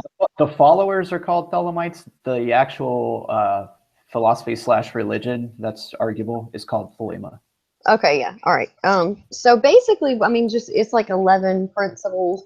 It's basically, it kind of looks a little bit just like, don't be an asshole. That is I mean, actually the really. joke. Yeah, that is kind of the joke. It's the thing with Thelema is you have to do so much reading and studying to make sense of it. Like if you just look at it on face value, it's going to be like, it's either going to be what the hell is this, or it's going to be like, yeah. Here's an it'll just interesting look one. This is number 10 on this list. It says, I'm connected with everything in the universe. So I live in harmony with other people, animals, plants, and all other things on Earth and in the whole cosmos. Where can I ask where you're getting this? Yeah, Could you yeah, put, like, I'll put the it. link? Yeah, I'll put the link. This is kind of strange to me. I don't So know if it's Hellbound, if you're familiar with Thelemites at all, I'm there. You go. OOA. But it literally just seems like everybody. It's like hippie stuff. What I would call hippie stuff. It's just like everybody chill, hippie stuff. keep to your Oh, own, this isn't. connect with the earth. Whatever. It's a Yeah, Google search, this dude. is- That's just what I this came is across. Heavily. This is not a good representation. Okay. So here, I'll throw this. This is not something you could quickly explain to me. People do this forever. This was my lodge. Oh, okay. Yeah. I'm an OTO initiate and AA. What is OTO? They're This is secret. getting weird as fuck, man. So many damn questions. Okay. I would like to say something. For Anthony, you asked the question a while ago. Basically, why are you religious? Like, we all know we're part of nature and connected to nature. So why the religious trappings? Why add anything onto it? I think not only is that going to depend on the individual, but I also think that is going to and I'm not trying to send you away. I think this is on your part going to demand study of psychology and sociology, and maybe you've already done that to see what people are getting out of religious practices. Maybe talk to somebody who goes to Sunday Assembly. Atheist church. You're being somewhat atheist church is just ridiculous. Well, Sunday Assembly, and there are atheists who go to Sunday Assembly because they get out of it the same things they got out of religion. Yeah, but it's all to do with social experience, isn't it? It's all to do with dealing with other people, and that's what any social experience is going to be. It's about dealing with other human beings.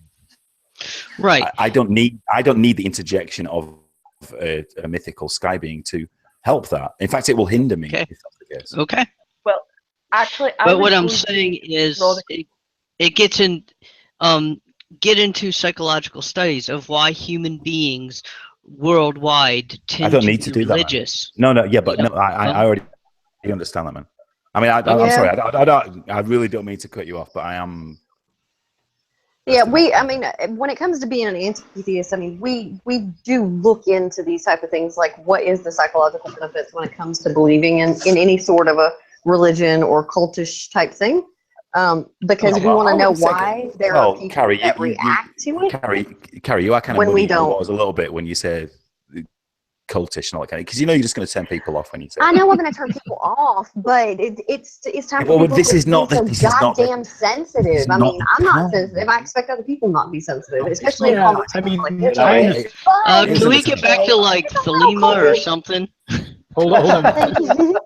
Well, no, I'm just saying I do try to reach out and understand like what. But that's what we're doing here, Carrie. Yeah, I know. But that is what we're doing. Yeah, I mean, I don't mind. I don't mind. What we're trying to do. Having my beliefs challenged or explain myself to anybody. But I mean, when it comes to a certain point where I believe what I believe because I believe it. I mean, there's no other. I can't like. There's no other excuse. There's no justification. There's nothing else I can fall back on. It's just what I do and what I believe. And that's about as far as I can take it. And if people accept me, hold on one second, Anthony. If people accept me for that, that's fantastic. And I'm going to be their friend. If they can't accept that for me, then I really have no fucking use for a person like that in my life. You know what I mean? So it really depends upon what you want to do. If you want to accept me for who I am or you don't. Exactly. And at that point, Carrie, do we then attack that person and tell them that they're stupid? Because we kind of know that not hellbound. No, right? Absolutely not. But people who are like strictly like Christian and all that kind of thing, we know that what they believe in is bunk. We know this, right? It doesn't cause any harm. That's why I don't have a problem with it. It doesn't cause any harm. Exactly, right? Like, but right, also so my mother-in-law, right, that who believes in. I'm sorry, good. I was just going to say, you say that you know it's bunk. Well, it has to be, doesn't it? Okay. It has to be. I don't know if it has to be. I'm just okay. There's no truth in it, but I mean, I don't know how honest you're being with yourself. I mean, I really don't care what you believe. I am being. I've never really asked. Very honest with me. Well, I have. Anthony, a question, if that's okay. Go ahead. Okay. For everybody. Say that you don't believe in like gods or deities or anything like that, in scientific theories, like scientific evidence and stuff like that. I don't believe in scientific evidence. Is that what you're saying? I'm sorry, I'm possibly misunderstanding what you're saying. I think she's going in and out. Do you believe? Sorry, go ahead. No, y'all are just old stupid. It's okay. Go ahead. Do you believe in science? Like, some people think. Well, some people know it's round. Well, science is not something to believe in. Science just tries to demonstrate the best How the world works in the best possible way that the best possible way, with the evidence that we have, but it doesn't give truths. Science never gives truths, it just gives evidence, and this is probably what is right, you know. Well, what I'm trying to say is, you know how everything has an energy, like everything exhibits heat at some point, everything has a bag of energy or a bag of heat source. And okay. If you cut an apple and stuff like that. I think what you're trying to say is matter is energy. Hang on. Let her finish.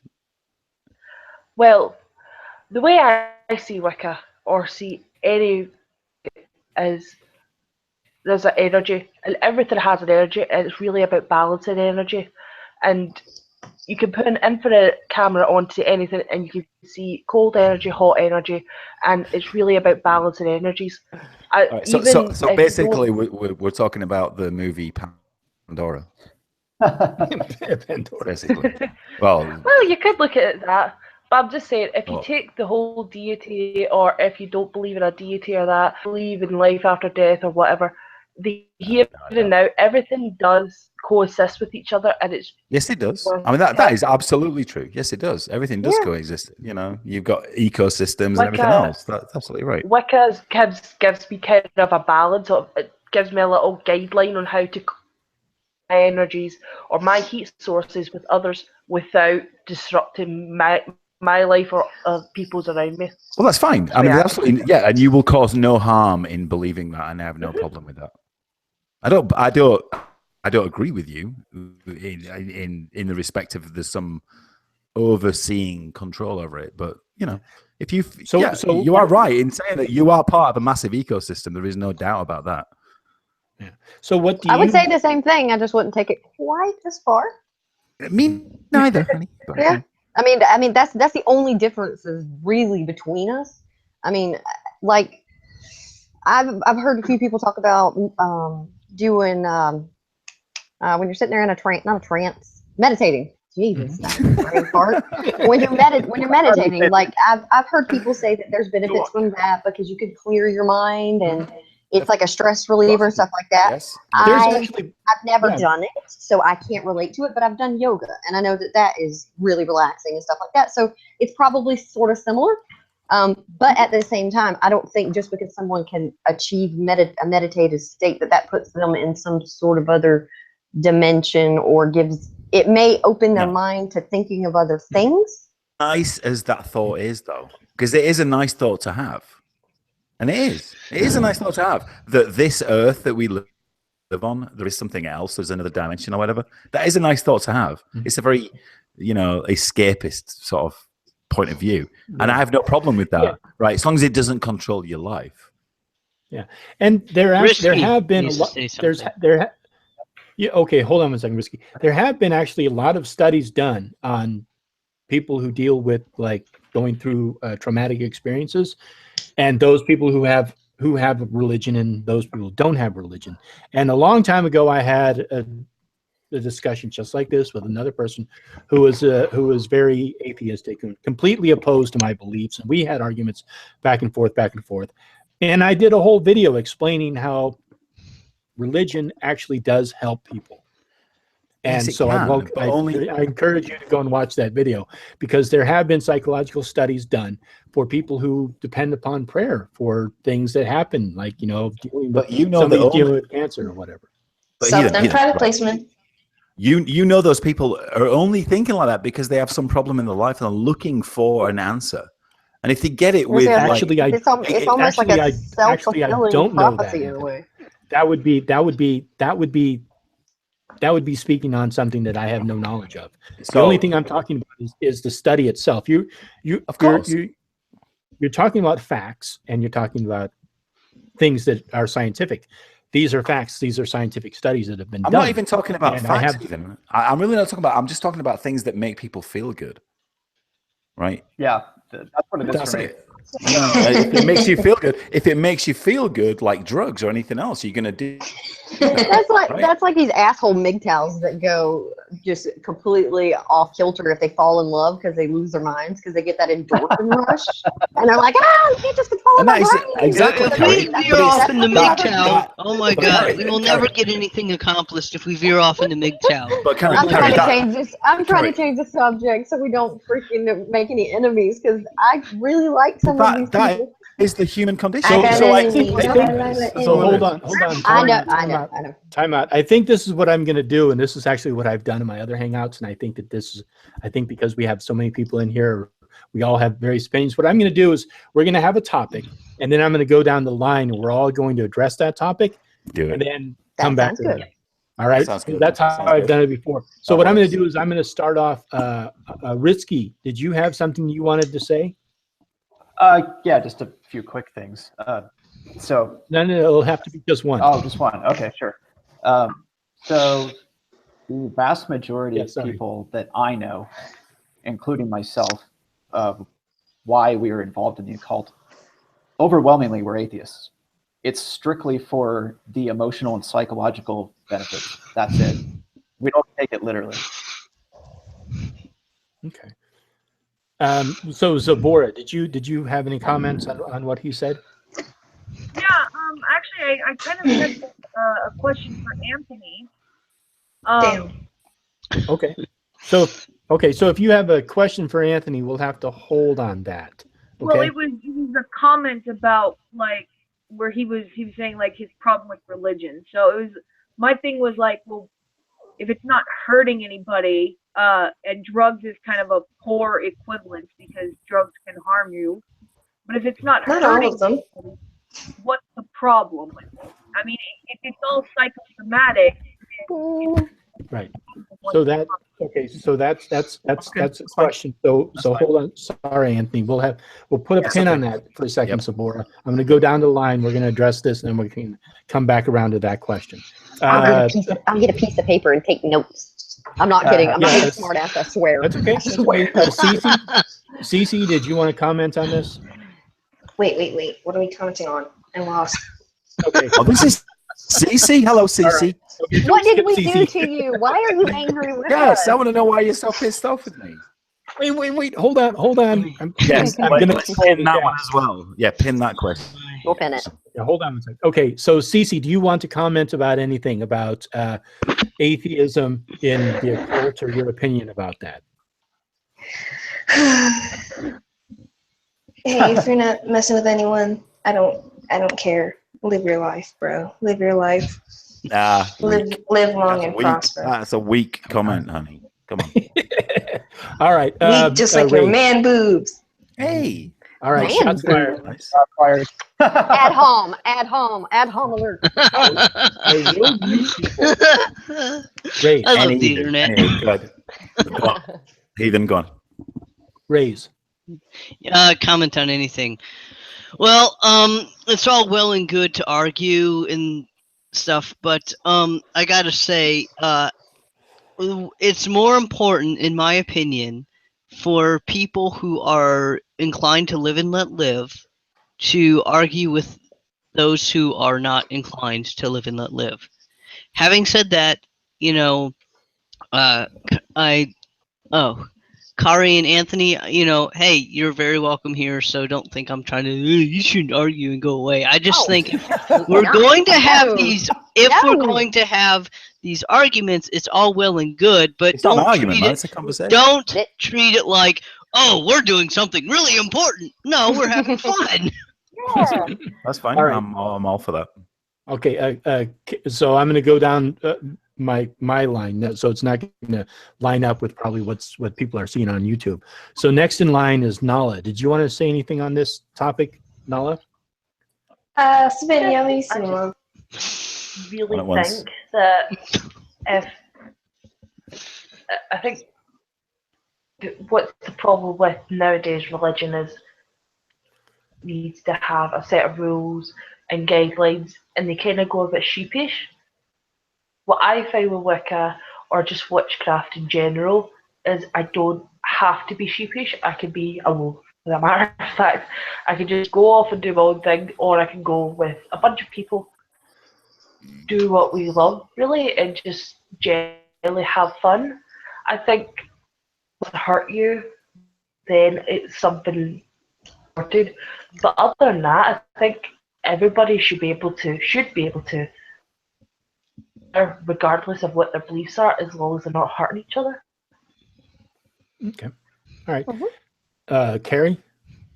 I don't really have anything to like bring up or add. I mean, I'm more than happy to answer any questions that anybody has for me. But I mean, I love being in these kind of conversations. They are not arguments to me. I'm just gathering knowledge and checking out people's brains, and I love talking to as many different people as I possibly can, especially if they're cool, like most of you seem to be. I mean, I do understand that sometimes I can come off as being a bit like blunt. Abrasive is the word. No, I'm not abrasive. I am not abrasive. Kind of. You don't count because you don't have a face. You don't have a face, so you don't count. Wow, that's so nice. Wow. No, that's the truth of the internet. But anyway, I don't really have a comment or anything. One at once. I'm being nice. Come on, one at once. Anyway, so I mean, that's pretty much it. Okay, Carrie, thanks. So please, everyone, don't like make little comments because it'll distract from the conversation. Okay, so Anthony, so what are your comments on this, and then you can respond to Zabor after that. First of all, I'd like to say how well you control this Hangout. Thanks. Because you do it very, very well. I think I've trained you quite well. I've given Heated some hints. Like first of all, man, read the chat, because he used to do Hangouts. He didn't even read the fucking chat. Is that right? Yeah. I don't like read the chat, man, because you got like 10 people in there. Read the chat. Look what people are saying. I do like these chats with religious people, and I don't really know who's religious here, but as far as I'm concerned, I am an anti-theist, which I think religion is somewhat. I don't think it's good on the brain. But having said that, I live in Texas. I used to live in England. So I understand that living in England, nobody really gives a shit about religion whatsoever. Moving to America, it's suddenly like a massive deal. So I've had to readjust my perspective on things. But I am open to other people's ideas. I like to hear them. It doesn't mean to say I'm going to believe them. Mm-hmm. Or, I think the thing with me is I laugh less at other people's opinions. So I don't want to offend them, because it's not conducive to a good conversation, Mm-hmm. Okay. But people like Heathen and did you respond to the? I haven't heard the question yet. She wanted to ask me a question. I haven't actually. Yeah, so Boris. So would you mind repeating your question? Can you guys hear me? Okay. Yes. Yes, we can. Mm-hmm. Yeah. Okay. So, for me, at the end of the day, I just want the right to be crazy because I'm not hurting anybody. That's fine. So my question is, if it's not harming anybody, then what's your issue? Because you kind of seem to be interested in what people believe, just to have an excuse to attack them about it. Now, this is how personally. Please don't interrupt me. This is how I'm personally doing this. Because anytime someone makes a comment, you counter it with sort of a snide comment. So at the end, excuse me, I'm not done. At the end of the day, what is the problem that you personally have with someone that holds a belief that's different than your own? I don't have a problem if you have a difference of opinion. Okay, like if you believe in God and I don't, then that's fine. I'm not here to change your mind. Okay, but I am allowed to ridicule those ideas if I want to. Oh, I agree. Right. And that's all it is.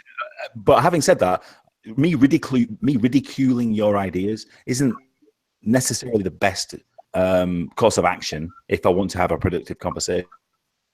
So I do understand that. Sometimes I just want to have a laugh to myself. I just want to make myself laugh, right? I can answer her question because I know you don't really. I know you don't care about how it affects people as much as like I do, Anthony. So I think I could answer that better. Yeah, because hold on one second, please. Hold on. Okay, so Anthony, I'm sorry. Are you done or? Yeah. Okay, all right. So so Zipporah, go ahead and respond one more time, and then we're gonna move on to something else. So what's your last? I love this. On that, Zipporah? Deal with this Thank you for commenting and allowing me to ask you that question. Oh, that's fine, hun. I mean, like my parents, my in-laws are very religious. You know, I live in Texas. So my in-laws are very religious. My wife isn't religious like me. You know, we're both atheists. Somewhat religious, like in the framework of heathen, basically. You know, she liked to believe that there was a higher power and stuff and all that kind of thing. And I didn't convince her otherwise. She just came to her own understanding that it just doesn't exist. We're just here like wasps and bees and squirrels and ants. Right? We just live our life and we die, and that's the end of it. And if you believe something different, then that's fine. As long as you're not stepping on anybody's toes, I have no problem with it whatsoever. Hold on one second, Zipporah, because I know Carrie wanted to say something. So go ahead, Carrie. Well, no, I just wanted to answer the question that she was asking. Okay. So when it comes to being harmful, the whole thing with any type of religion is the dogma that comes along with it. That is what is harmful because it's usually 9 times out of 10 inflicted upon children. Now, whenever you come into contact with an anti-theist, that is going to be where we are going to see the harm because children are always going to be the first and the most innocent victims when it comes to religion. I have children and I have had that dogma try to be forced upon them, and I've fought tooth and nail because it was pushed on me. Good point. And it made a very, very huge impact on my life. And so that's pretty harmful to me. Now, when it comes to Wicca, I don't really have a problem with it. I don't see it as harmful. I see it as it could. Benign as fucking it, Carrie. It's benign. Yeah, it is. Yeah, it really is in my spectrum, in my little bubble of the way I categorize harmful things. But it does interest me because it does have a lot of mythology that goes with it. But it's yeah, exactly. So I don't have a problem with people looking into things that interest them or nothing like that. If it becomes involved with another person, specifically children who are the most innocent and the most vulnerable, that's when I get involved. Gotcha. Other than that, I love to talk about stuff. And hold on one second, Anthony. And I agree. Hold on one second. Hold on one second, Anthony. Yes, sir. Okay. All right. So I'm going to kind of go back in reverse. Nala, did you want to add anything to this? See, when it comes to children, I've got 2 children of my own. My daughter is 5 and my son's 4. I refuse, even though my beliefs are my beliefs, and their father is under the umbrella of pagan himself. We forbid anybody to associate a religion with them or any beliefs. The only thing when we come to religion is textbook, like what they teach you in schools, the kind of educational purpose of it. Can I just ask one thing there? Refuse. I'm sorry, I do have a question there. Give them like Bibles. I've been in arguments with my family members because they've tried to tell them that God is real and all that, and God could be real, their God could be real, my gods could be real, whatever. But my children are not old enough to make that decision, so I'm not going to infringe it. They know what I believe. They know that Mummy, you know. Well, you said the 3. How old are your kids again? Hold on a second. Wait, hold on a second, Anthony, because I'm going to be going down the line. Good. Sorry, and then we'll come back around to you. That's okay. So I'm sorry, Nala. Are you done, or did you have something else to say on that? I believe my kids should learn how to interact with people first and then beliefs later. So as long as they grow up to be a good person. High five, mama. Sorry. Carrie agrees with you, man. That's good. Yep. I think that's what one thing everybody's forgetting. Everybody's forgetting nowadays to bring a child up with certain beliefs. The beliefs that I is if you treat someone nice. You're breaking up. Yeah, Rays, did you want to say something about that? I did. I think that you'll find a great many of pagan parents, very much like atheist parents, tend to raise their children with the idea of mom believes, dad believes. You don't have to believe. You find your own beliefs or lack of beliefs, etc. That is kind of. Could I ask a question? Sure. Oh, okay. So you have a question. Okay. I do. So hold on. You do? Okay. So hold that thought, Rays. What I'll do is after Anthony's question, I'll come back to your question. Sure. But I want to get everybody's opinion on this, and then we'll come back around to Anthony's question. So, okay, Risky. Oh. Did you have anything you want to add to this? Let me pick something here real quick. Because I got a lot in the brain. You have to choose. It's difficult to do this, but if I do it this way, at least everybody gets a chance to talk. Oh, I really like it. I do too. Cracking the whip. Hellbound is a fucking demon, dude. Hellbound has learned well. Control the savages. I guess I would just say to just kind of expound on why some of us do what we do. So again, why are we doing Risky? Well, by we, I mean occultists.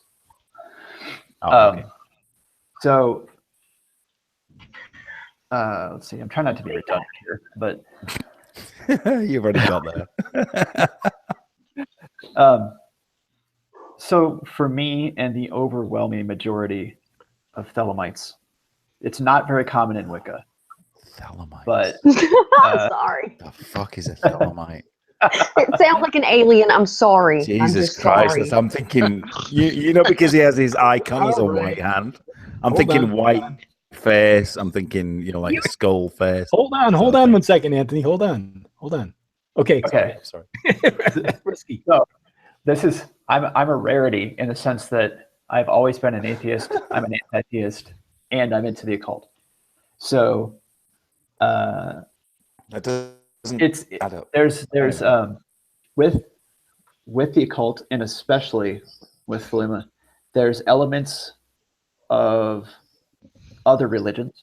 So like Thelema is kind of like basically Aleister Crowley just went around and looked at all the different religions of the world and was like, okay, here's what I think are the most useful or beneficial, and then just synthesize them. So that's very, like, if you look at it, if you've ever been a Christian, for example, nope. And you look at any of Crowley's writings or Thelema in general, there's going to be language and symbolism that is going to make you think it's Christian or make you think that it's, you know, some other religion, but it's not. And it's very easy to misinterpret it. So I just wanted to get that out there because I know it's probably confusing if you've never come across it before, and then you just, out of curiosity, look for it on the internet. That's what you're going to come across because, I mean, by their very nature, the organizations that I'm involved in are secretive, are, you know, initiation only. You know, it's not public. You swear an oath of secrecy. It's like, it's more secret than masonry is. It sounds weird as fuck to me. but it is overwhelmingly in the sort of Thelema part of the occult. It's overwhelmingly weird to me. People do it. Anyway, Cece, did you want to say anything on this? Perdón me? Yeah, you have a chance to speak now if you want. What was the topic again? we were talking about. I think we were talking about. Although you don't have to exactly speak on this particular thing, but we were talking about children in religion, and especially maybe raising children in. Do you have children? I don't know. Cece, go ahead. Cece, the floor is yours. Okay, so I guess you don't have anything to say. That's okay. Nope, there's a thing. There's a thing. Speed it up, huh? Come on, you were slagging me off when I do. all the time. You're really good on the text things, saying that I'm a cunt and all that. Go on. Hold on 1 second, Anthony. No, she did say that. I'm just saying. If and when, I'll just teach them everything I know, and then I'll let them come up to their own conclusion. That's fine. That's a good. That's how I'm going to do it. Yep. Okay. Okay. Zabora? Okay, so Anthony and Kari, I'm going to please ask you not to interrupt me, and I will show the same courtesy to you. I cannot personally have children, so I cannot speak as a parent because I've never been a parent. Now, I understand the concern with dogma and stuff like that coming into contact with your children, but like Anthony said, here in America, religion is kind of a big thing. And a lot of people get hung up on it. So you're not going to be able to stamp out every aspect of religion, because even Christmas, you know, Santa Claus, there's supposed links between Santa and Odin. So stamping out religion is a very hard topic to cover here in America. So that's all I have to say on that. Okay. And so it's on me to moderate this conversation. So if anybody's speaking, you're doing a very, very good job. Yeah, absolutely. So that's on me, Zabora. So it's not anybody else. I have to like tell people to shut the fuck up. I mean, you know, keep it down. This guy is like 100% better than. You can hit the mute button too. Just mute the hell out of it. Yeah, I know, but then hold on. If I hit the mute button, then it goes for a certain period of time, and I don't want to do that. So no, you can mute them forever. I haven't had a chance to speak on this topic, so I'm going to speak on this one. So in traditional Wicca, usually what happens is that if you're under the age of 18, you do not participate, and there's several reasons for that. But one of the main reasons is because the child is there. Basically, they can explore and do whatever they want. And then later on, after they're 18, if they're interested, they can address somebody who's practicing Wicca and say, hey, I'd like to learn more about it. So in traditional Wicca, that's usually how it is. Usually if you're under the age of 18, you're not welcome in most circles. Even if you wanted to join, they won't let you. You have to be over the age of 18. So Anthony, you had a question. Do you remember what it was? I think it's to do with raising kids. Okay, but I think that's a topic that we just answered. I mean, I have two children that were both brought up in America. So I've lived in America for 7 years. My son was born in 2009, and my daughter was born in 2013. So I have an 8-year-old and a 3-year-old. Neither of them know about God whatsoever. They don't understand the concept of a higher being, right? You know, that concept, right? I would like to keep it that way personally, because I think it's more conducive to a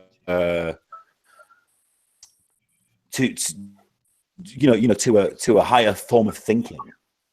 Like, you know, we realize that we are just animals on this planet, and we're just, you know, we'll live and we'll die.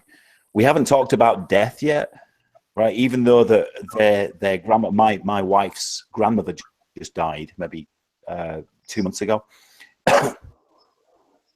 They still don't understand the concept of death, right? Even though they were there at the funeral, they have no idea. Even though he's 8 and she's 3, the 3-year-old has no fucking idea, none whatsoever. Right? Let's just story of my be real about this, right? So I don't want to introduce that complication in their life. I don't understand the point of doing that, right? I don't know if anybody else understands this concept, but why would you want to introduce a middleman within things, right? Like, yeah, your grandmother's dead. I haven't had any questions, by the way, from my kids, because my kids understand it.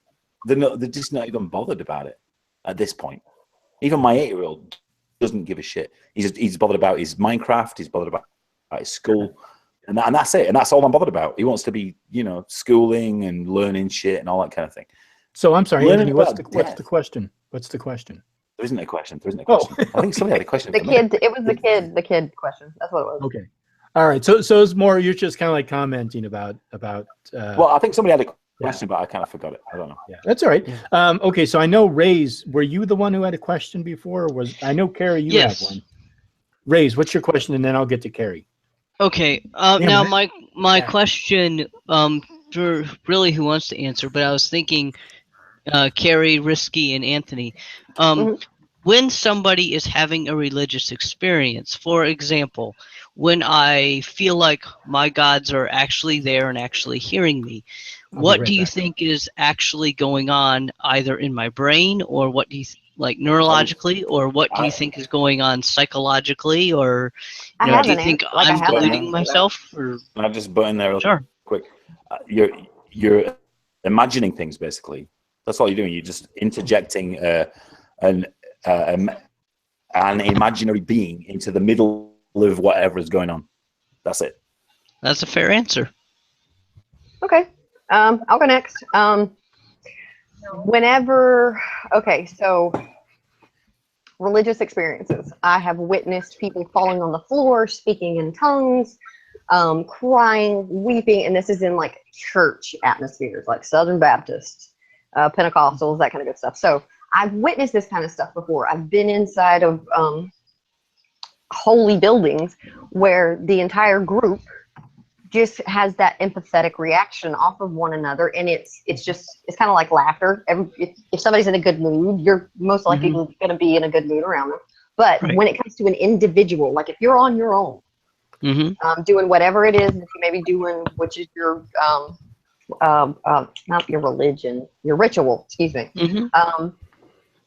You follow, and I'm guessing with a ritual, there's usually like steps. So like when somebody prays, it's like a self-stimulation, like, okay, I have a problem, or have something I want to solve, or I'm in dire straits, or whatever it may be, and then you just open yourself up to influences or whatever it may be, and you're gonna respond in a way that whatever your mood is at the time. So if you're that's the way I've seen it experienced, like in real life. I personally think it's how upset you are at the time. If you're really upset. like emotion, like if you're happy. So to clarify, you're saying that I am in essence giving, like on my own, I am in essence giving myself what I need to hear. Yes. Yeah, exactly. Okay. Yeah. Like self-affirming prophecy type thing. Yes. Right. Like if I need a good friend, I'll feel like a friend is there or something. Okay.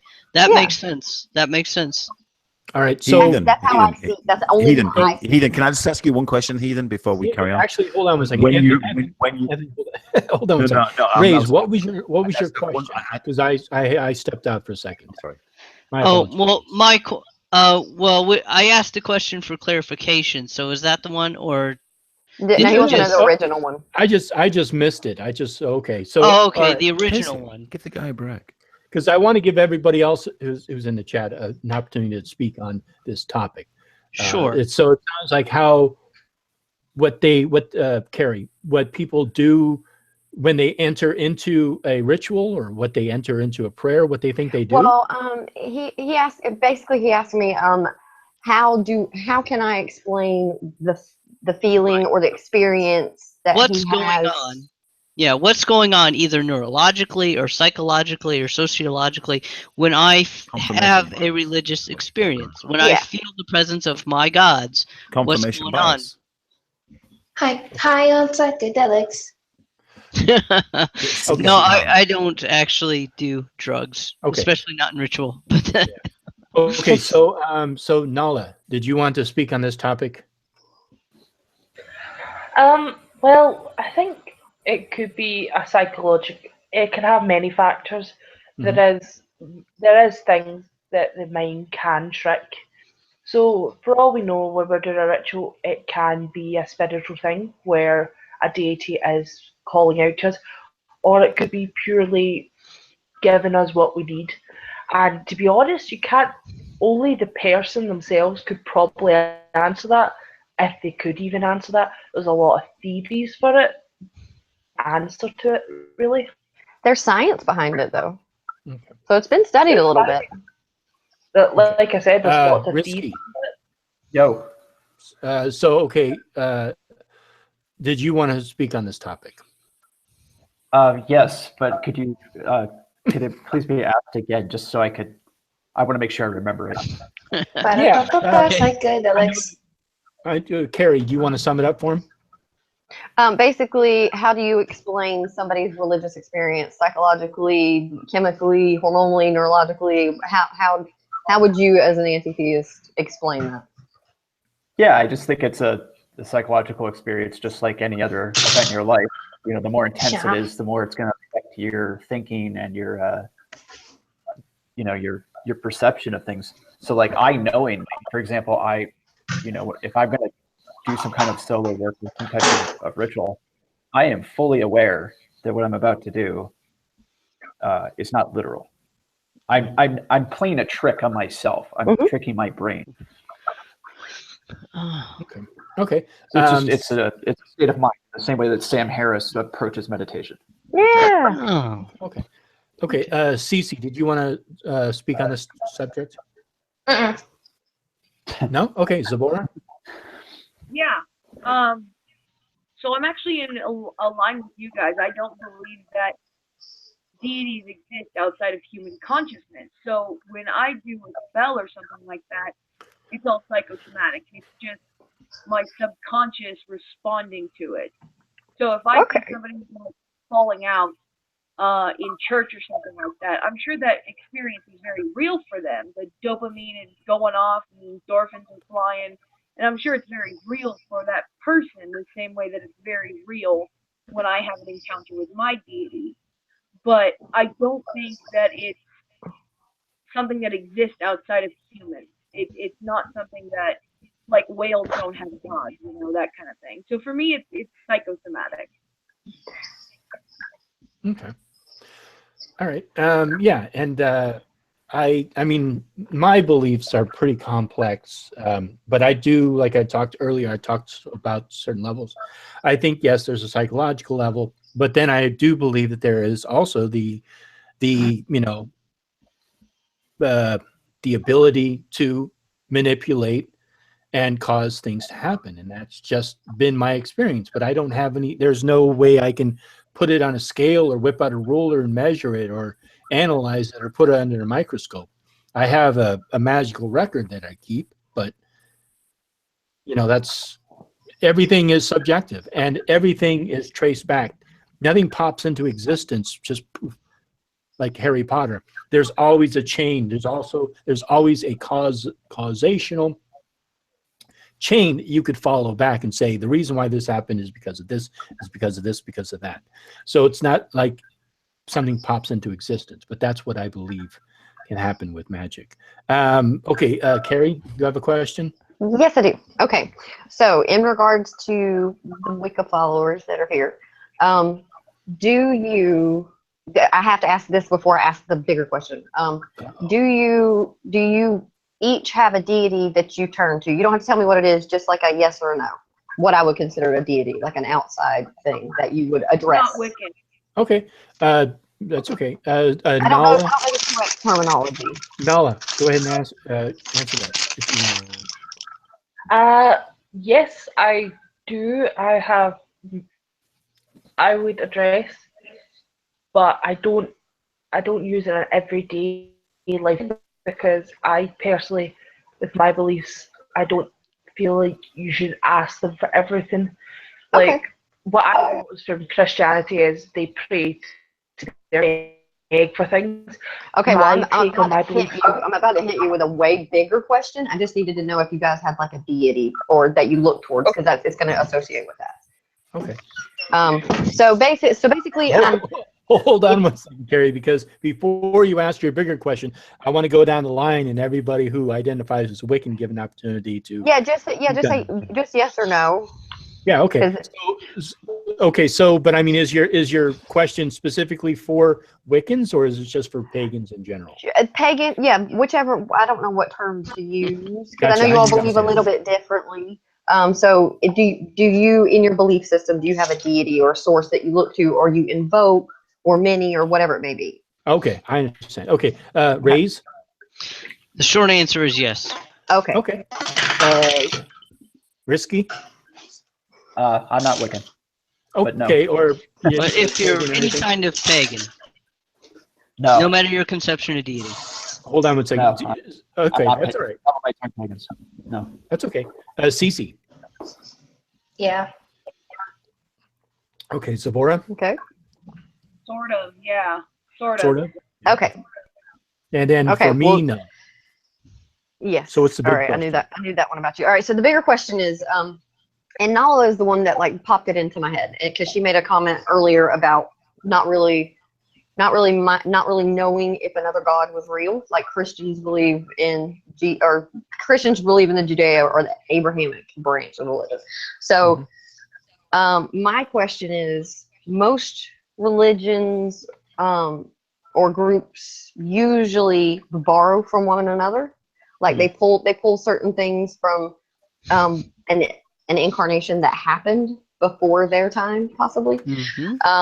So for you to say that their God, there's a possibility that their God is real, most likely since you're starting at like one of the earliest types of religion, they're just perverting what you believe in. So how could you even like give them that leeway to think that their God is it could be a possibility when you know they're stealing from you? That's my question, basically. Oh, I don't understand that question at all. Okay, Neither so do I. how can you give Christians or other people who have other gods, how can you give them that space and that respect to say that their gods they could possibly be real whenever you know that they've pulled from your religion at some time? Because they're fellow human beings worthy of the same rights as myself. Is that an okay answer? Actually, hold on one second, Ray. I agree with Ray. Sure. That's what I'm wanting. Just honest answers. Okay. So, Carrie, I understand your question. Nala, do you understand the question? Do you want to tackle it? I think, Kerry, you do make a very good point, but I think the building block, I think every god that anybody believes in could be real. The possibility could be real. I think some gods may be more selfish than the other and might have built. I think the way that I'm okay with other people having gods is because it's what other people believe in, and I miss what they believe. But at the same time, I do believe the Christian God could, but my theories a lot believe that he had a falling out with the other god and decided, I'm just going to go be almighty and powerful by myself. Okay. Okay. So I get that. I understand. I just wanted to know your point of view on it because in my personal character traits, whatever it may be, or personality, I would totally just piss on all those other gods. I'd be like, no, mine's way better than yours. Shut up. You stole some stuff from mine. So I'm just trying to understand how other people's minds works when it comes to other gods being put up. Right. So what I'm going to do is I'm going to give everybody an opportunity to answer that question, Carrie. So Ray's just said he's going to be right back. No, I'm here. Okay. So Ray's, do you want to respond to that? Carrie's question. If I understand the question correctly, I mean, I allow for the possibility. If I'm going to allow for the possibility of my gods or any pagan gods, then I'm going to allow for the possibility of any of the Christian gods. I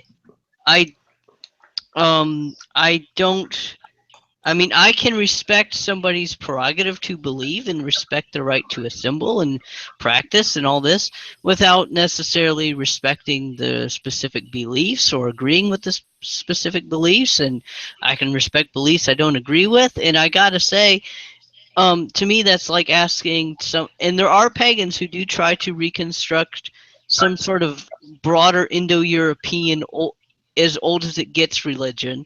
They're out there. Well, gosh, how can they respect me and the possibility that my gods exist? it's because I try to be consistent with my standards. If I want my rights to be respected, I'm going to do that for others. Okay. Risky, do you want to comment on this? I know you don't believe in deities, but do you want to comment on this? I think Risky's away at the moment. He's away? All right, okay. Cece, do you want to comment on this?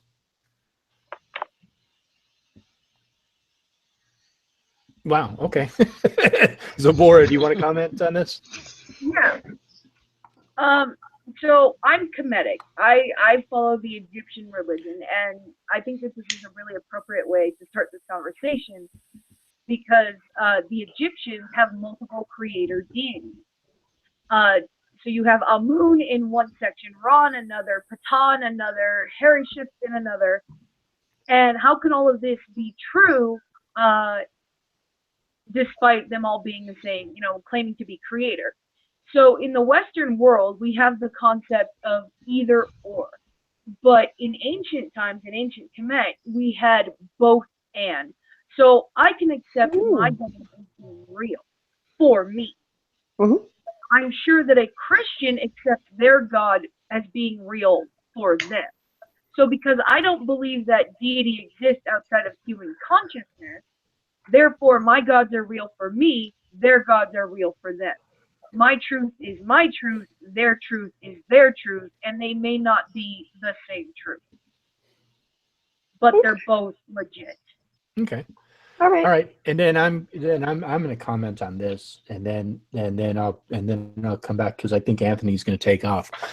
But this very question actually led me to change my beliefs a long time ago, because I believe that whatever there is, there has to be a absolute. There can't be like multiple, at least in this universe, there can't be like multiple whatevers. There has to be one single truth, whatever that truth is. I honestly don't know what the truth is.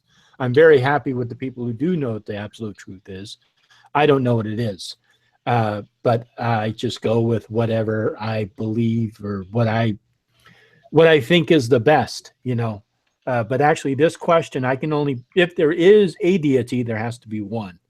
Or if there's multiple deities, which I think that probably a lot of pagans believed, like they were polytheistic, I don't believe they actually thought that they were actual deities that lived outside of ourselves, that had agency. But again, that's my opinion. I don't really have any evidence to really back that up.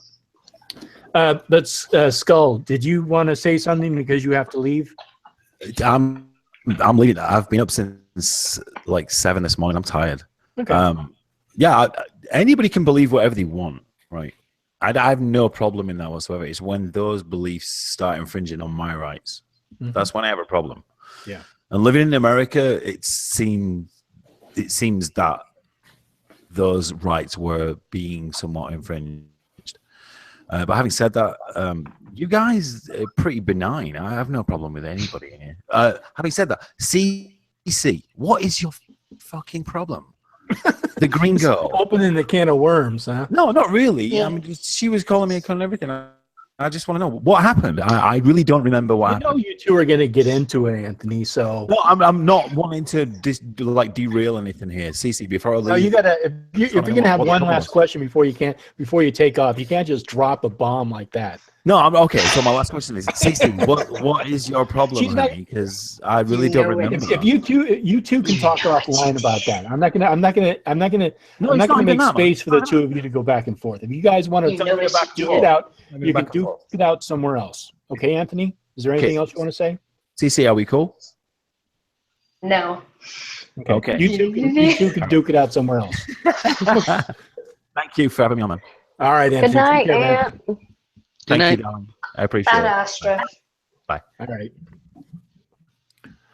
All right. So cool. Okay, so Carrie, so did that answer your question? Did you have another one? No, that was pretty much it. And the only reason I bring it up is just because I know you guys, you have the things that you believe in, and I just don't want you to like shortchange yourselves or allow another god to like step in and like devalue what you believe. So that's the excuse me, I'm so sorry. That's the angle I'm coming from. So I'm trying to like kind of put myself in your frame of mind. It's like, How could you let somebody else step on what you believe if you value it so much? You see what I'm saying? No, I don't. I mean, because if you're gonna, like, if for some reason you came in here and decided that you were gonna, oh, I don't know, like, make fun of the Germanic pantheon, why would I care? Why? I mean, how does it really affect my life or anyone else's? Yeah. Well, you guys seem totally cool to me, but like all the other religions are pretty fucking awful. So it would only be those that I would be referring to as just being just the lowest of a low shit. So this I do not have a problem with. Like I just don't, because it doesn't affect anyone. It's just it's like a one-on-one thing, which is awesome. But when it comes to the other ones, I'm not going to give them that leeway. Like I just won't. So you probably would not like my tone raised with other religions. It would depend. Okay, go ahead. No, Hellbound. You have the floor, Hellbound. Yeah. Hold on. Okay, so Nala, did you want to say anything on this topic? I think what everybody has to consider is, as human race has been about for a long, long time, and so many stuff has been lost. Like there is even sects of paganism that their history's been wiped clean, like chunks of it wiped clean, and there's still a lot of sects that are piecing things back together, trying to recreate traditions that was lost many years ago. And I think stealing parts of different religions and stuff like that, if you've got to look into it that way, then deities might be a bit like a Rubik's Cube, one deity but many faces, if you know what I mean. So they're not, I wouldn't think that they were stealing, more like referring to such deity another mask on. But I think if I'm personally going to want people to just leave me alone and let me live my life, then I've got to kind of do the same thing, regardless of how I feel about it. Okay. Risky, did you want to say anything on this topic? Yeah, I was trying to follow it. Now I'm trouble coming back to it. So maybe we could ask it again. Yeah, I think I don't know. It sounded like the same question she had before about the deities. So I don't know. I guess that was more of a comment, Carrie. Or was it was just a comment. I'm just trying to explain like why I asked that question. Yeah, just trying to understand. I guess I could kind of say something about it. So like money of like the way I look at things is archetypes, and that's why I can appreciate Jordan Peterson, whereas many atheists or anti-theists take issue with that. Because I get where he's coming from. It's not literal. It's a tool. So that's all. Okay. Cece, did you want to say anything on this? I'll take that as a no. Zabora? Yeah. So I guess it kind of, you mentioned kind of stealing ideas from other religions and stuff. And I guess it would depend on the specific idea that was supposedly stolen, because like Christianity is a really good candidate for this when it comes to my own personal beliefs about being Semitic. So some people believe that the 10 Commandments of Egypt were actually stolen from the 42 negative confessions of Egypt. But I don't personally agree with this. Thou shalt not kill. Well, they have a don't kill commandment in the 42 negative confessions. So I think that's more of a society type thing. Don't steal is found in the negative confessions. And like I said, I think it's more of a society type thing. You don't steal in society because it's wrong. You need to work together as a community. You don't murder people in your community because it makes us feel bad. So I guess it would kind of depend on what was being stolen, and what your ideas on what stealing would be in that regard. But like I said earlier, at the end of the day, I just want the right to be crazy in the privacy of my own mind. Okay. I don't go out and punch people in the face because they don't believe what I believe. I'm not going out and blowing up churches because they don't believe what I believe. At the end of the day, I just want the right to be crazy and not be thought policed.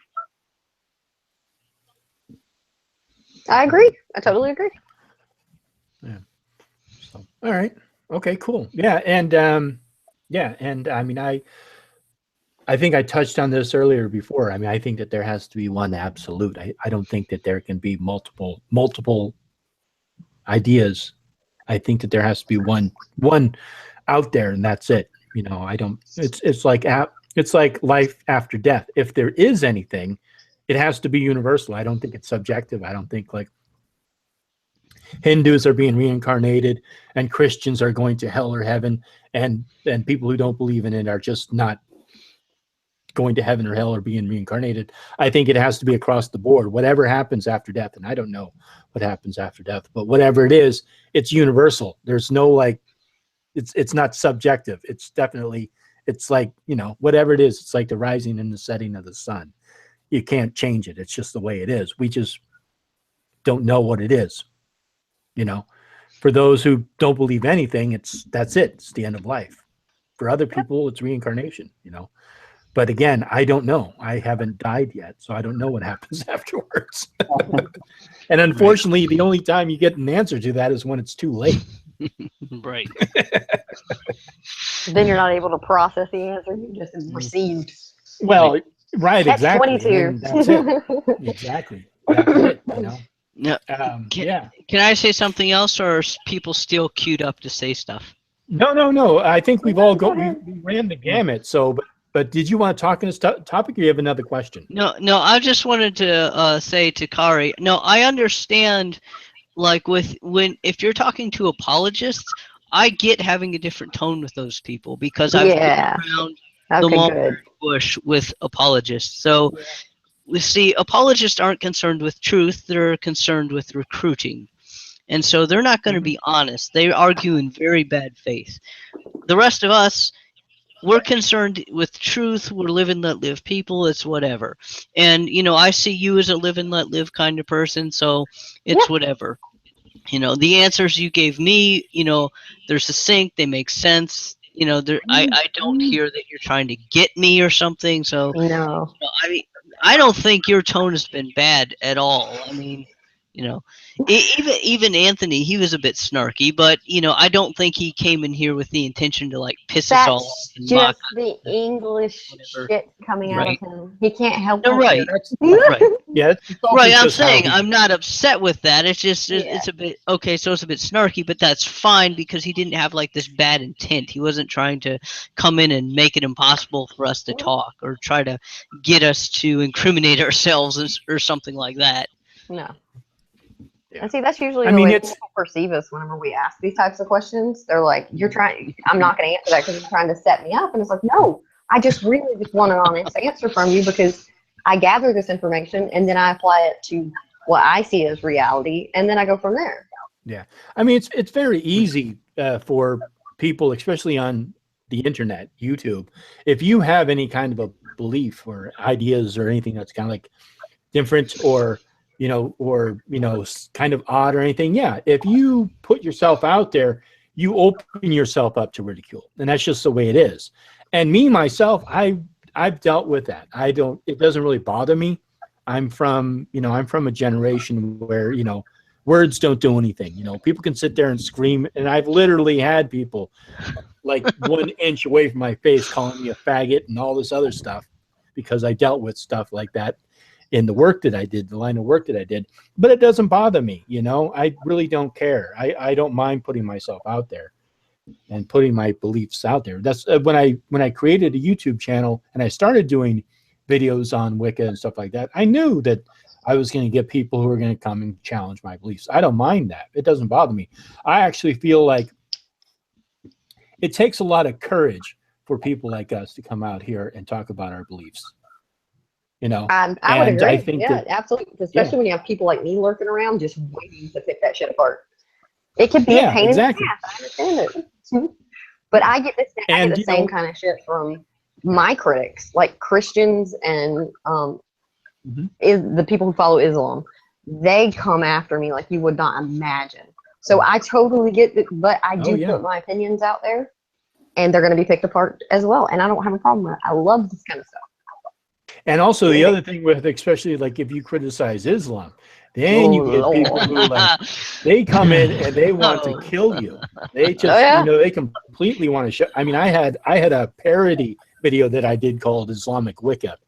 And it was basically just like, you know, just like, it was a complete parody, just like making fun of people who just like believe they can just toss anything together like a fucking, you know, Caesar salad or whatever.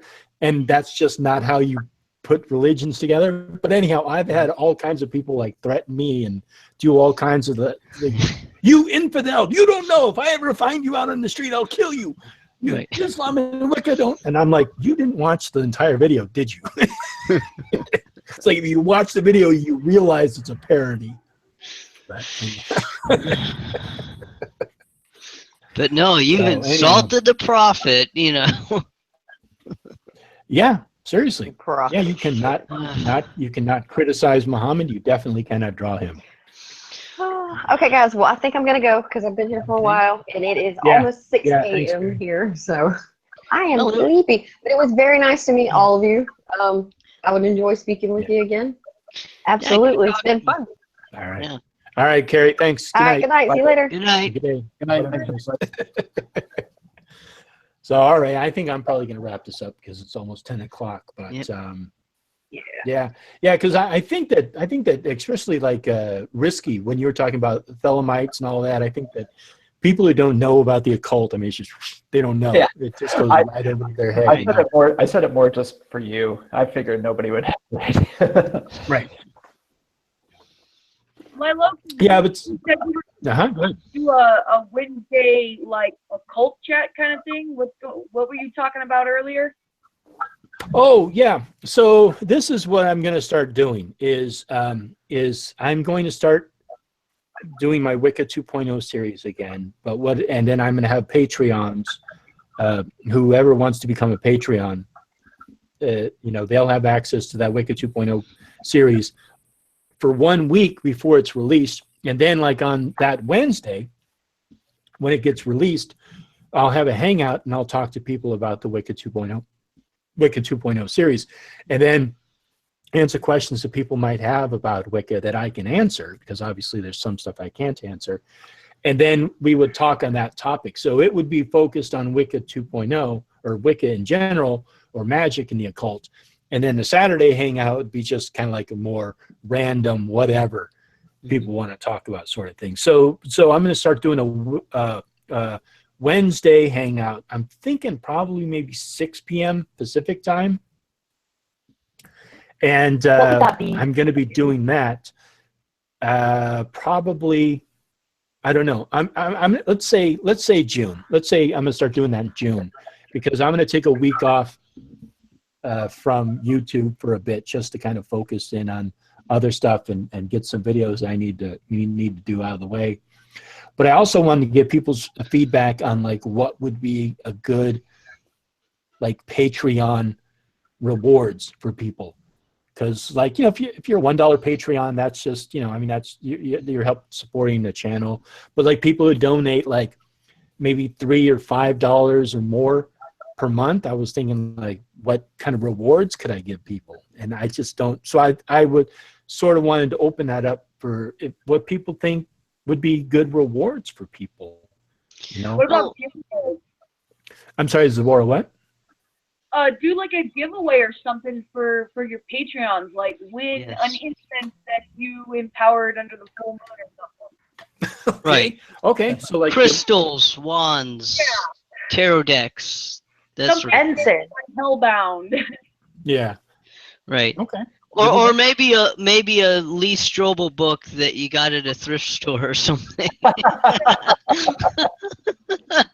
Well, I mean, I don't want it. It's no, I don't. It's not going to be like a, you know, some. I mean, I want it to be it's not going to be a fantastic reward, but I mean something that I could do.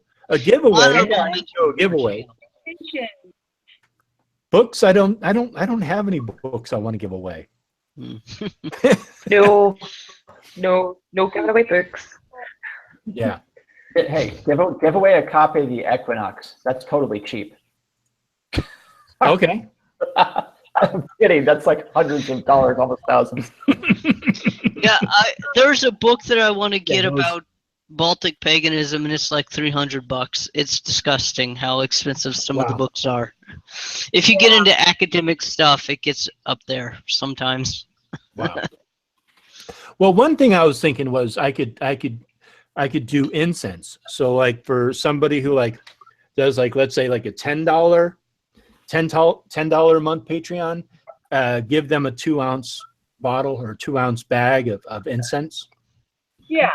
That's actually a really good idea. Yeah, because I make planetary incense, so it could be like, you know, they could choose like what planet they want, like if they want Mars or Saturn or the Sun or whatever, or I could do specifically Lilith incense or just the regular, you know, Solomon incense. I could do those. Yes. I make those on a regular basis. What about oh, sorry, go ahead. Huh? Oh, I was gonna say I know that like Loki's witch, she does tarot reading for people. So maybe you could have like a one-on-one divination or divination reading. That's a good idea. Yeah, but I'm really bad at reading tarot for other people. Well, whatever, you know.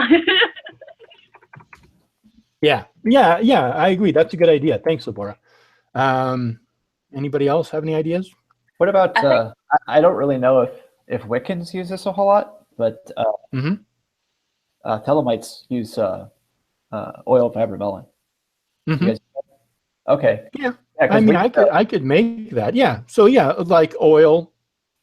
So like what we had, we were fortunate enough to have in our lodge was someone actually took found the actual like original Crowley recipe and hand made it for us. Wow. For a very reasonable price. Nice. Especially for what it was made of, was not cheap. Yeah, I mean, I'm not too sure do you know what the oil of abramelin is made of? I'd have to look it back up because it's been so long and I didn't make it myself. But yeah, because there's some like rare items that are costly. You know, I wouldn't be able to put into some of them. Sure. But that's an idea. The woman that made it had to actually like special order some of the. Yeah. Some of them it's not easy to do. Like there's some incenses that, like, you know, the ingredients are not easy to come by. You might like this idea in general, just as a suggestion, not necessarily for what you're talking about, but I'll throw a picture real quick in here for everyone to see. We this is what we use to keep the oil in, and it was extremely handy. Okay. I was just reading the chat. Somebody said maybe a pin the beard on the Schnoblin game or a Bill Schnoblin puppet. I like that. That's a good one. That's a good one. Black Wings. Oh. Well, if go ahead. Okay, thank you. If you make anything, like if you do any wood carving or anything like that, you could make little statues of deities. I'm thinking about this big or something, you know, small ones. Okay. So that sounds like something that would fall into the category giveaway, maybe. Right. Well, how about witches ladders?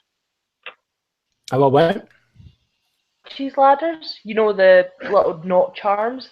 And get all this stuff from like a craft store and just a knot charm for like a couple of dollars. Well, I call them pounds, but dollars over there. Charm to say thank you. Oh, okay, yeah. So you're talking about the witches' ladders where you would have like a horseshoe in one and you tie a knot, and you have another one where you have like a little rose or something like that, or a little charm. You're talking about that as a witch's ladder? Okay. Yeah, that's an idea. Well, for me personally, in what I do is I use a lot of earth from different locations: graveyard dirt, forks, crossroads dirt, So if you live near the beach, maybe you can like collect some sand from the beach and a little bit of ocean water. Because me personally, I'm in the desert and I would love some fucking ocean water, you know. Okay. Throw it in, because like when I was Wiccan, I loved making different types of waters and stuff. So a little bit of ocean water in a gallon of spring water would become ocean water and alive for me. So that might be something you might want to consider too. It won't cost you anything except shipping, really. Right. Or sand dollars, or a cool seashell, or sea glass, or something like that. But I don't know if you live on the beach. Yeah. I mean, I don't.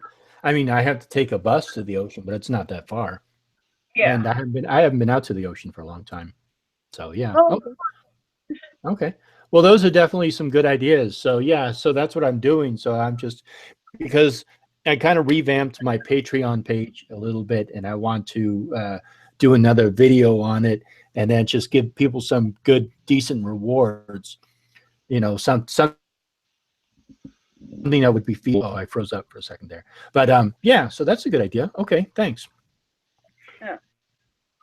So yeah, and then I'm gonna be So the Wednesday hangout, I'll probably be doing another like a history of the craft, which you know, because I was in this hangout with some people the other day, and they were talking about they were talking about how Wicca wasn't the oldest form of witchcraft, and I was like, well, that's not exactly true, but I think it's really interesting. I think people, anyhow, I'm going to be doing a video on a history of a lot of the people, especially in the early 1930s and even before that, who played a major role in the development of various witchcraft traditions, not just Gardner's form of witchcraft. So I think that'd be interesting. And then that's going to be a launching platform for other videos on the topic. With your Wicca 2.0 series now, are you trying to cover topics that like specifically go beyond 101 books? Because I kind of got that from like you were talking about making sigils and using planetary energy and stuff, because that's not a lot of stuff that's covered in 101 books. So is that exactly. It was supposed to be it was supposed to be stuff that wasn't, I mean, because everybody talks about like the very surface stuff of Wicca, but they don't talk about some of the higher level stuff. And that's kind of like what the Wicca 2.0 series was. So it wasn't supposed to be for somebody who is new to the craft. It was supposed to be for somebody who's been in the craft for a while and sort of has a good understanding of some things, but maybe just doesn't have a higher understanding of it. Not really a higher understanding, but more experience doing other things with it. That's what the Wicca 2.0 series was for. So when you do your videos, are you going to be like covering a specific topic, and then on that Wednesday you'll do a hangout and we'll discuss the topic? So you'll like cover runes or something one week, or divination 1 week or something like that, and then we'll exactly. Okay, cool. Yeah, exactly. So it would be talking about a topic, and then that video would come out, and then people would see the video, and then we would come and we'd do a hangout and we'd talk about it. That's what it would be. Well, there's one problem with this, and that is that Wednesday is my Dark Heresy night. Change your schedule. Damn it. Well, you can always watch the hangout later. Yeah. Oh, I know. I'm teasing you. Oh, okay. All right. Yeah. Yeah. Definitely for in the chat, real quick. That's the file I was talking about. Love it. Okay. All right. Thanks, Risky. It says you need permission. Yep. Oh, you need permission. Okay. Want in? Ask for access or some blah blah blah blah blah. Yeah. Okay. So, all right. Well, I'll check that out. And I will show you. It's basically it's a roller ball is what it looks like. It's kind of like similar to like old school like perfume. Oh, so okay. So it has like a ball in the end, and you like roll it on. Oh, okay. Yeah. Yeah, but the cap seals, because if you've ever smelled like the genuine, original stuff, Oh my God. Like just opening it and taking that picture and smelled my entire kitchen up with cinnamon. It's like it almost knocked me out. Yeah, I don't think I've ever come across it. I've heard of it before, but I don't think I've ever come across it. Okay. Yeah, it's a I'm trying to remember.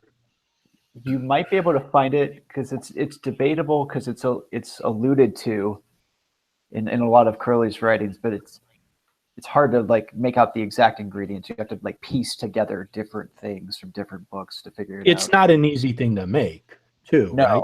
No, we had to distill this. I mean, we had a chemistry set up and it took several days. And it was funny because we put a picture of it up on we had like in a private occult site for a while.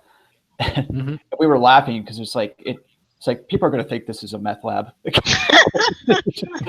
way it looks so like ridiculous and elaborate because it took absolutely forever to extract half of the stuff.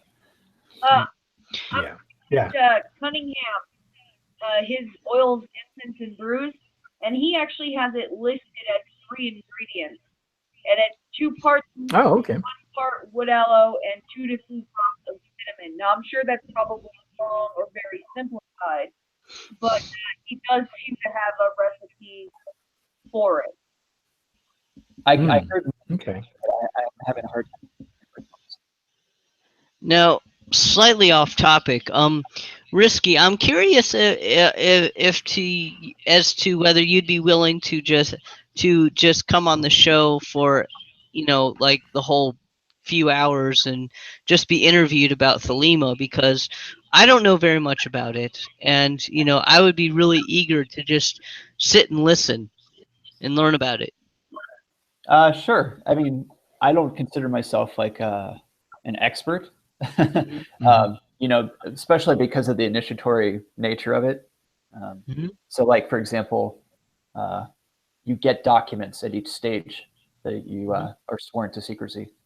And so I only have so many, and I can't tell you what's on them. So I'm not sure. I mean, we could discuss, concepts and like philosophy. Things that are out in like general public books, but or the actual history of Crowley. Yeah, sure. Stuff like that. You can just find me on Twitter. My DMs are open. A DM to me is a dungeon master. I hate Twitter.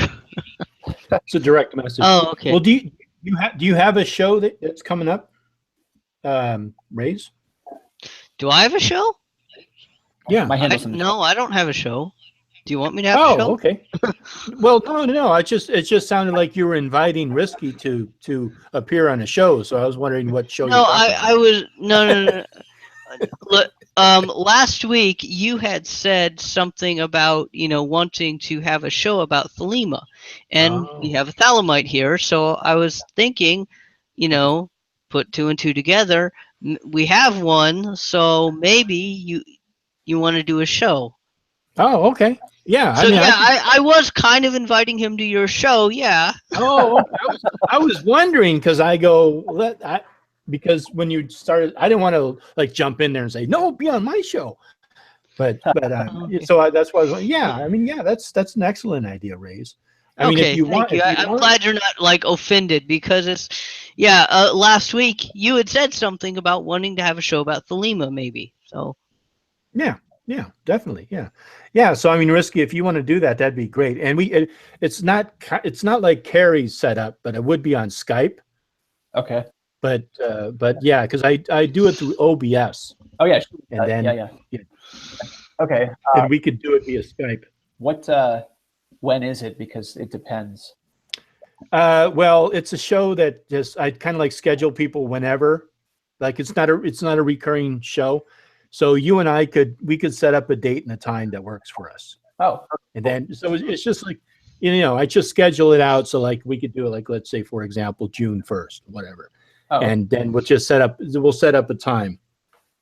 And then we'll do it live like this and people can ask questions. So I don't know if you know who Aidan Kelly is. No. Okay. So I interviewed like Aidan Kelly and shoot. What's his name? Kirk Cullen. And so I've just interviewed a bunch of different people. I interviewed a guy from the Church of Satan. Oh, okay. And have you ever see? And then Venable Wen, who's an author on like Chinese magic and stuff. So yeah, okay. So we could just set up a date and a time. You and I, I'll communicate with you on Twitter, and we can work out a date and time. Sure, absolutely. So yeah, that was a good idea, Ray's. Thanks. Oh, Hey, no problem. Out of curiosity, have you ever talked to Lon Le Duquette? No, I haven't. Okay, so I've met him. He'd be an interesting person to talk to.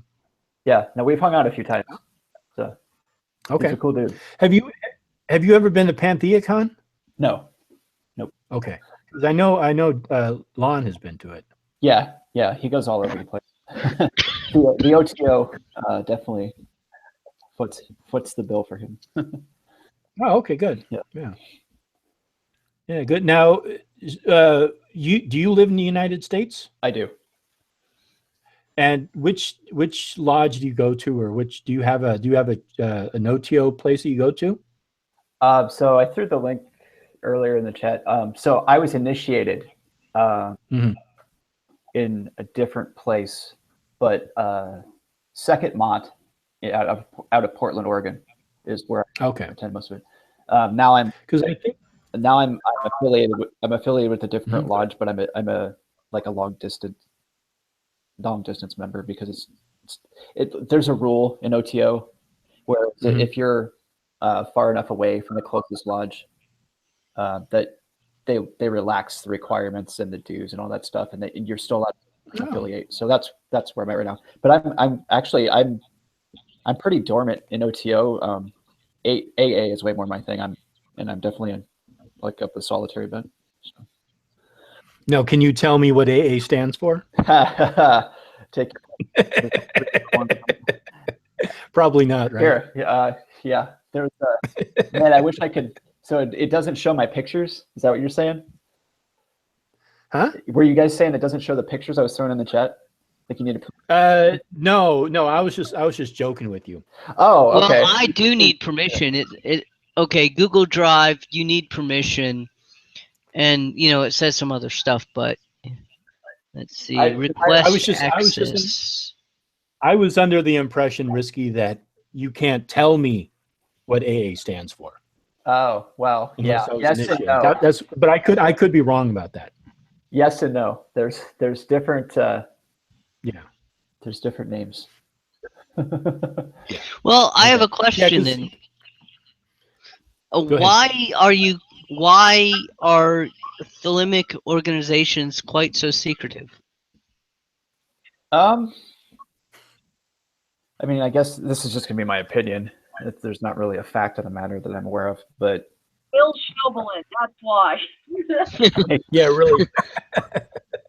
No, it sort of creates this hierarchy of control, and it also, and I don't mean that in a negative way. I mean, sort of, you have a way to sort of effectively. Okay, so if you learn things out of order, it can alter the way that you think about the practice, and so intentionally, they have you go in order. It's just like in Ritrad stuff, there's an order to it. Right. But the secrecy is a large part of it comes from Masonry, because early on, and that's where OTO came from. It was originally a Masonic branch, and then when Crowley worked his way up through the order on purpose to take it over and make it his own thing, and then the Masons were just like, no, and they basically excommunicated him. But that's why the sort of secrecy and Masonic elements are still theirs, is because it used to be that, and he liked some of those aspects, so he kept them around.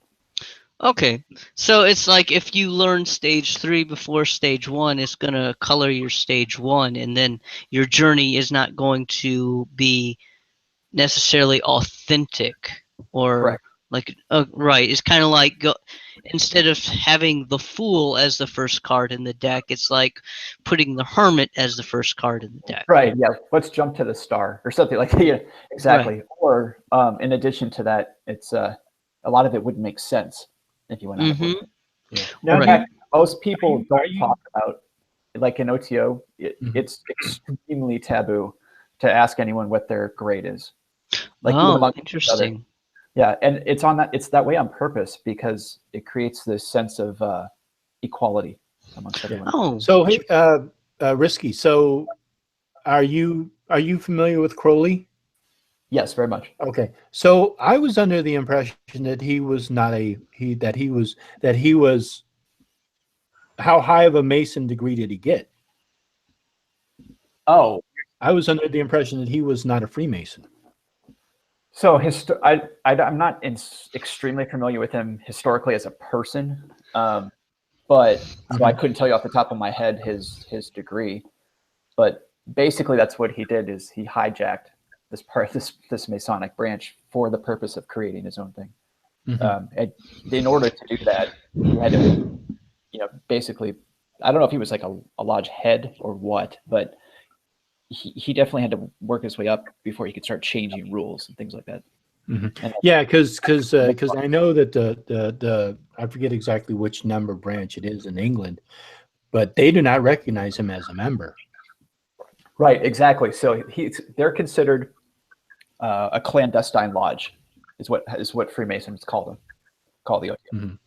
So, for example, in several states in the United States, and I know some of these people that have to keep it on the low, that are both Freemasons and OTO, and if the Masons find out that you're involved in a clandestine lodge, they will kick you out. So for that reason, yeah. So there's people that have to kind of keep it to themselves. The OTO doesn't care. I mean, they understand that there's complementary things, as long as it's not direct conflict with them as a sort of. Yeah, because I was on. Yeah, because he. I forget exactly which lodge it was, but it's like when the main Mason lodge, because apparently Crowley was initiated into Freemasonry, but it was like some kind of it was some kind of obscure, I forget exactly what it was called, Freemason branch. Yeah. And then the main lodge did not recognize like that whole branch. And so they said, no, he's not a Freemason. Exactly. That's their position. Right. No, yeah, that's correct. So I can't recall the exact name of it, but you're right. He was intentionally like this sort of like smaller offshoot, if you want to call it that or whatever, of mainline Masonry. Yeah. Okay. All right. Thanks, Noah. Yeah. So I think we're gonna start wrapping this up because I think everybody's getting tired. But one last question, Risky. I know there's a no-till lodge here in Oakland. Okay. Have you ever been to that lodge? No. No. Okay, that's all right. I was just curious. So, all right. Well, hey, thanks. Bye, guys. All right. Good night, Nella. It's nice having you on. Thanks. Yeah. Thanks for having me. Good night. Yeah, so I'm gonna take it up too. So, all right. Good night, all. Thanks. Have a good night. Yeah. Thanks for the hangout. It was fun. All right. Bye-bye.